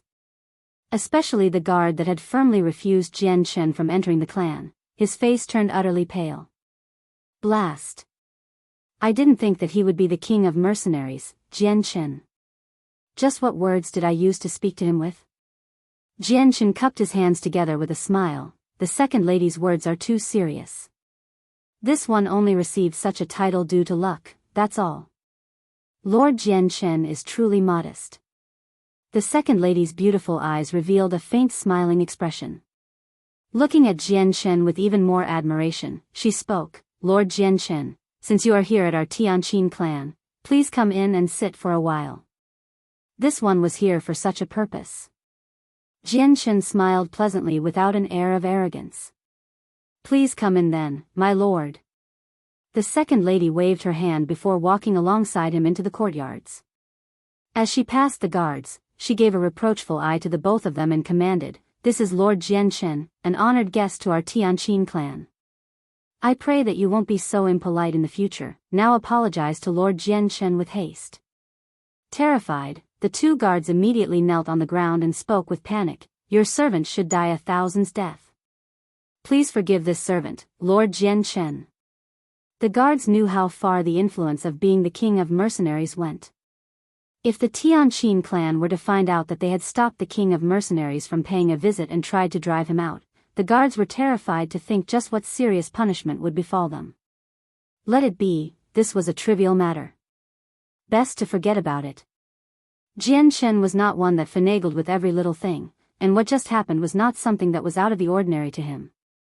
Many major clans had guards with at least some arrogance, even his Changyang clan was no different. Jianchen followed the second lady into the Tianqin clan while the news that the king of mercenaries had arrived quickly spread like wildfire through the guards and to the clan leader. So not too long after Jianchen entered the courtyards, Qin Zhao's father and the other elders came out to personally greet him. "Ha ha ha, we welcome brother Jianchen's presence in our Tianqin clan.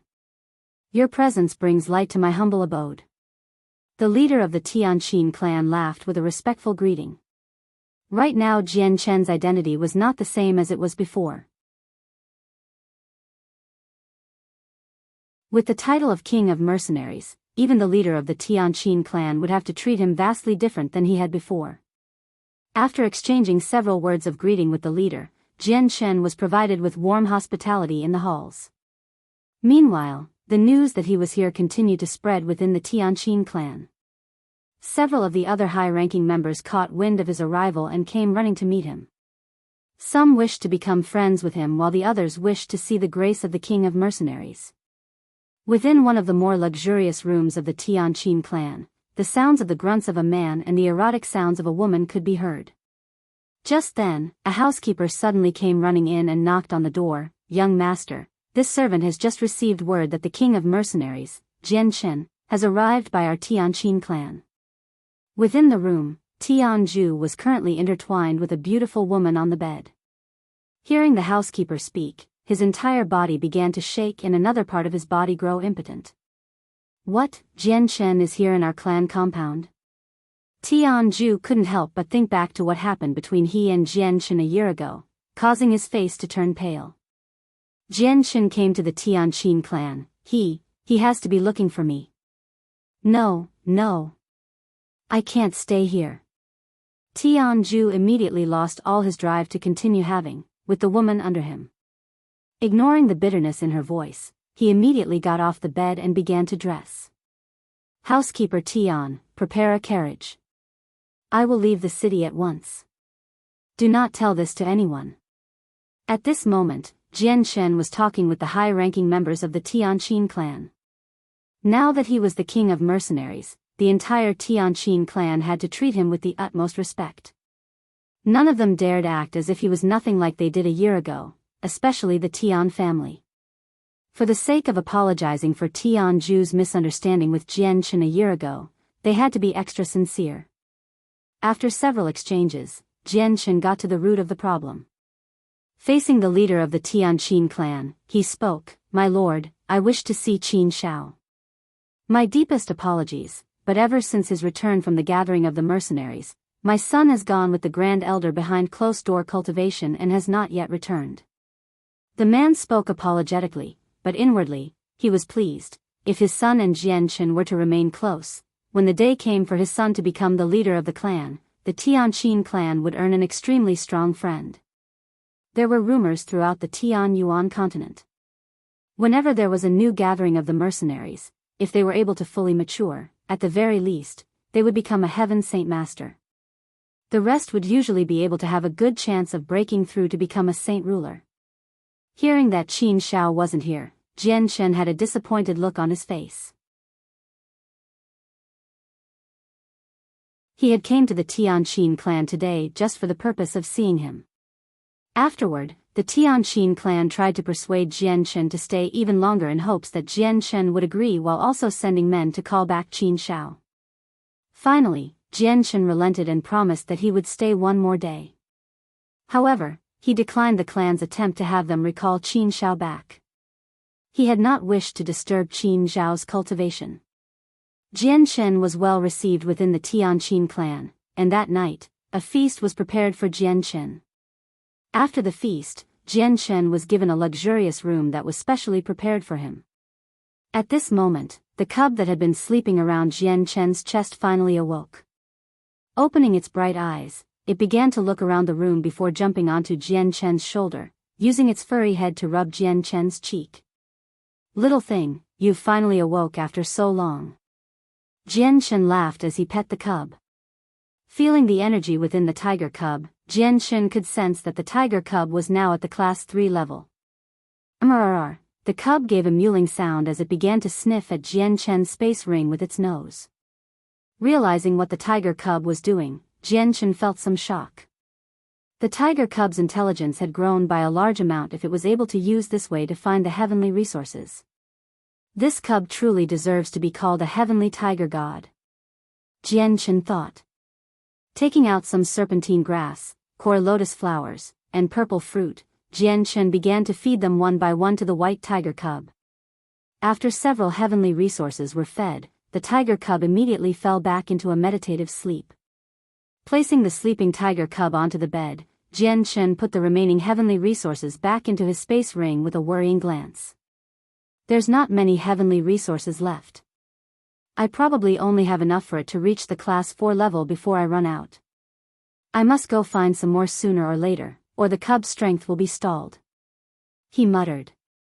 The night quickly passed, and on the second morning, Jianchen took the tiger cub from his room with him to bid farewell to the Tianqin clan. On the way through the flower garden, the sounds of a zither could be heard as the second lady of the Tianqin clan sat within the center of a pavilion with her instrument. Hearing the emotional sounds of the zither, Jianchen couldn't help but think back to the heavenly enchantress he had met back in the holy lands of Mercenary City. The heavenly enchantress had been magnificent and peerless under the heavens. Her beauty could capture the hearts of even the animals and shame the moon and flowers. The world would lose its splendor. Even Jianchen couldn't help but sigh in admiration for this once-in-a-generation woman. Jianchen calmly walked to the pavilion where the second lady was. Upon looking at the zither on the stone desk, his eyes grew shocked. When he saw the heavenly enchantress in the Holy Lands, he had been able to see the zither she had with her. This very zither the second lady of the Tianqin clan was using was the exact same one as the heavenly enchantress. This was far too unexpected. Jianchen hadn't disturbed the second lady and instead stood very still. Soon enough, the ballad the second lady was playing on her zither finished, allowing her to turn around. "Lord Jianchen, please sit." There was a faint layer of muslin covering her face so that her appearance could not be seen. Without further ado, Jianchen walked to the seat right in front of the second lady and sat down. The second lady's slender fingers gently brushed the zither's string with a slight melodic sound. Looking to Jianchen, she spoke, "This woman knows that Lord Jianchen is not an enthusiast for the zither. So, what might the Lord be doing standing behind this lady then?" Smiling, Jianchen spoke, "This one had noticed that the second lady's zither and the zither of the heavenly enchantress are the same. I was merely curious and decided to take a closer look. If I disturbed you, then please forgive me." The second lady's eyes revealed a surprised light enter them. "Has Lord Jianchen met the heavenly enchantress?" "I met her by chance in Mercenary City." Jianchen spoke. Understanding straight away, the second lady of the Tianqin clan spoke, "The Lord has overlooked a detail. This zither of mine is merely a counterfeit version of the zither of the demonic cry. On the outside, the two look exactly the same, but there are many of these fakes. So it's like that, this one was too hasty in my observations." Afterward, Jianchen spoke several conversational words before finally saying goodbye. "Second lady, today this one will be leaving the Tianqin clan. I hope that we will see each other again in the future. Goodbye." Is the Lord leaving that quickly? Holding the zither in her hands, the second lady began to walk leisurely with Tianqin in the manner that a well-brought-up lady would act. This one has an important matter to take care of that cannot be delayed. Thus, I cannot stay for long. Tianqin replied. After Tianqin bade farewell to the second lady, Tianqin left to find the leader of the Tianqin clan. Although the Tianqin clan leader wished for him to stay even longer, Tianqin was determined to leave. Nothing would force him to stay any longer, so it was only with regret that the leader bade farewell to Tianqin. As soon as Tianqin left the Tianqin clan, he went to buy a detailed map of the area at a nearby emporium. Finding the Dazhou kingdom on it, he immediately set off for it. In all of this, he had inadvertently sent Tianju scrambling away from Walaurent city in vain.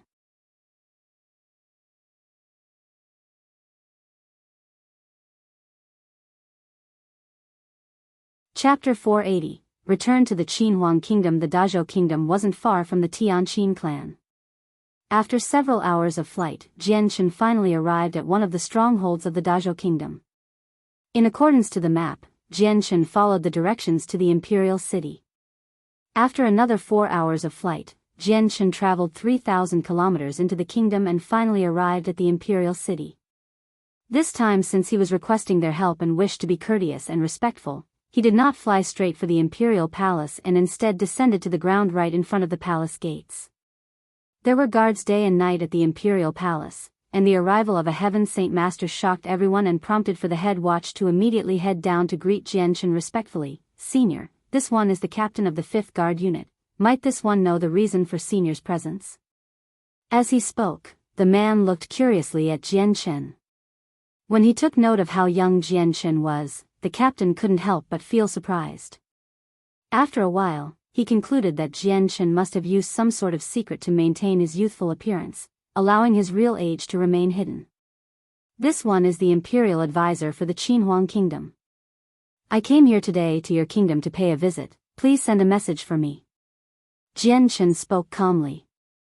Upon hearing that the person in front of him was the imperial advisor for the Qinhuang kingdom, the captain was immediately startled. Yes, your servant will send one right away. You there, escort Senior into the palace.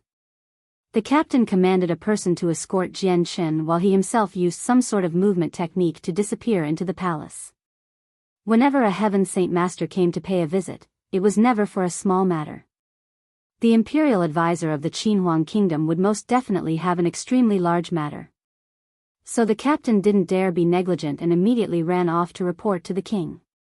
Within the magnificent palace of the Dazhou kingdom, several beautiful women with plenty of makeup could be seen singing and dancing with barely any clothes covering their pale bodies. Right in front of them was a pure gold table with all sorts of exotic delicacies. The king was a single man in his 50s and wore a golden dragon robe. Sitting right in front of the table, he was currently enjoying the performance in front of him. Just at that moment, a single court eunuch came running in and knelt before the king's side and whispered in his ear. Suddenly, a startled expression overcame the king's face. Turning to look at the court eunuch, he spoke. What? An imperial advisor of the Qinhuang kingdom is here to pay a visit? Yes, your highness. The captain of the palace guards came to report to me. He would not lie. Standing straight up, the king strode straight for the outside of the halls and spoke. Come with me to greet him. And have some people bring the imperial advisor over. Tianqin had been relocated to one of the more grand-looking palace halls where the king began to warmly receive him. 5 white-haired elders came walking into the palace. As soon as they entered and saw Tianqin, they immediately sat down on some nearby chairs. Greeting Tianqin, the king of the Dazhou kingdom spoke. Honored imperial advisor from the Qinhuang kingdom, these are my 5 imperial advisors. Tianqin smiled and cupped his hands toward the 5. These 5 were not strangers to him. Last time he was here, they were the ones that he saw when he was with the Tianqin clan as they used the space gate to get to Mercenary City. The 5 imperial advisors did a friendly salute to Tianqin as well before exchanging several words of greeting. For the imperial advisor of the Qinhuang kingdom to come here, this is an honor for our Dazhou kingdom. But considering this is quite the important manner, if we may, could sire please show proof of his status? Jianchen gave a faint smile. He knew that the opposition would definitely doubt his identity. The Qinhuang kingdom was too far away from the Dazhou kingdom. For an imperial advisor to pay a visit to the Dazhou kingdom, there would definitely be suspicion. Jianchen took out a purple jade pendant from within his space ring to show to the elder. Would this item suffice in proof? The elder took the jade piece from Jianchen and began to inspect it.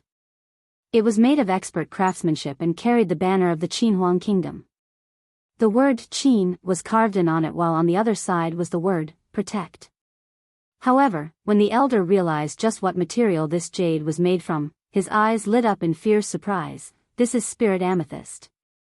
Hearing this, the surrounding 4 imperial advisors let loose a shocked expression. Naturally, they knew just what spirit amethyst was. It was an extremely rare and high-quality jade, an item that even the nobles wouldn't be able to buy. It is said that the spirit amethysts were made from the purple clouds that gathered within the world. Such an event was extremely rare and could barely be seen on the Tianyuan continent. An important cultural thing I can't really explain. Seeing that the token was made from the especially rare spirit amethyst, the imperial advisors were completely convinced that Jianchen was who he said he was. Inwardly, they were still surprised and thought to themselves, it is no wonder the Qinhuang kingdom is one of the 8 great empires. Even the imperial advisors are given a medallion made purely from spirit amethyst. They were not from the Qinhuang kingdom, and they were far too far away for them to know the schematics behind the Qinhuang kingdom. Little did they know that an imperial advisor from the Qinhuang would only be given a medallion made from a rare type of metal as proof. It was not made from spirit amethyst at all, neither would an imperial advisor have the word protect carved on their medallions. Only 5 people within the Qinhuang kingdom were qualified to hold a medallion made from spirit amethyst. Returning the jade back to Jianchen, the imperial advisor smiled. Please forgive my earlier curiosity. I hope Senior won't take offense to it. After confirming his identity, everyone began to treat Jianchen even better than before. After both sides exchanged some words of conversation, Jianchen moved on to the heart of the matter. Today I come to your esteemed kingdom to borrow your space gate. Would that be fine with you? Yes, of course it's fine. Our imperial advisors will open it for you at any time you need. The king didn't hesitate to agree to Jianchen's request. Pausing for a moment, he added, our Dazhou kingdom and the Qinhuang kingdom may be far away, but I hope that we can become allies in the future. This one hopes that Senior will convey our intentions back to Qinhuang kingdom. I will make sure to convey those words. Jianchen replied to their request. This area was the only territory with a space gate, and Jianchen had no idea just how often he would need to use this gate. So he would need to ensure that the connection between the 2 kingdoms wouldn't falter. Afterward, Jianchen followed the king of the Dazhou kingdom out to where the space gate was. The space gate had an array overlaid onto it and had a mysterious and complex magic to it. A single imperial advisor took out several Class 5 monster cores from his space ring and inserted it into the cavities of the space gate. With enough power, the array began to light up and surge with energy. Finally, a 3-meter large door formed. The insides of the door frame warped in a chaotic way. Imperial advisor, where might your destination be? The imperial advisors controlling the space gate spoke to Jianchen. The Qinhuang kingdom. Taking a look at the map, the imperial advisors found the location and swiftly began to manipulate the space gate. In a flash, the space within the space gate began to clear up to form an image of a large range of mountains. Since we have no markers, we cannot ascertain the location of the Qinhuang kingdom's location. We will only be able to send you to a rough coordinate. Although it isn't within the Qinhuang kingdom's territory, it should be bordering it. Imperial advisor, please head on in. The elder controlling the space gate spoke. I will be sure to come back to give my thanks in the future. Jianchen spoke before entering the gate. With a single small pacing of his feet, he crossed countless of kilometers. After Jianchen walked out from the space gate, it disappeared without a trace behind him and returned to its original form. Looking around, Tianqin could see that he was standing within a flat mountain range with mountains all around. After taking out his map to look at for a while, he immediately began to fly into the general direction of where the sun was. After half a day, Tianqin finally arrived at the Qinhuang kingdom's imperial palace and descended down. As soon as he touched down, several soldiers with a frightful amount of killing intent came flying over. At the same time, several strong amounts of qi could be felt from within the Qinhuang kingdom. Soon, several heaven saint masters with a hostile nature came flying out to surround Tianqin. When they saw just who the newcomer was, their faces were stunned for a moment before cupping their hands together. "We pay our respects to the imperial protector." At this moment, the soldiers surrounding Tianqin realized just who he was. Straight away, the killing intent they had exuded disappeared without a trace. Several hundred people began to kneel down right in front of him. "We pay our respects to the honored imperial protector." These were the soldiers of the elite with strengths beyond the norms. As they all spoke out in unison, it was as if thunder could be heard rumbling throughout the palace. Tianqin allowed the soldiers to rise before turning to the confused heaven saint masters. "Did something happen for the Qinhuang kingdom to be this nervous?" "Imperial protector, our palace forbids the usage of flying. Even we must walk to enter the palace. When we saw a person flying into the palace, we had all assumed it was an enemy." One of the imperial advisors spoke.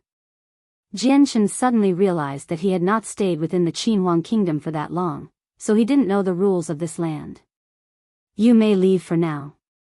I've some matters I wish to discuss with the king first." With that, Tianqin left the area. Tianqin spread his presence to cover the entire palace, and soon enough discovered the king to be in his study and rushed in that direction.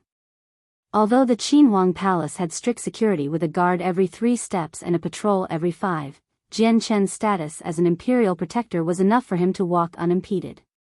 No one had the desire to stop him, so Tianqin was able to enter the king's study where the king was leisurely reading a book at his table. You're tuning in to the Biyao's Wuxia Chronicles YouTube channel.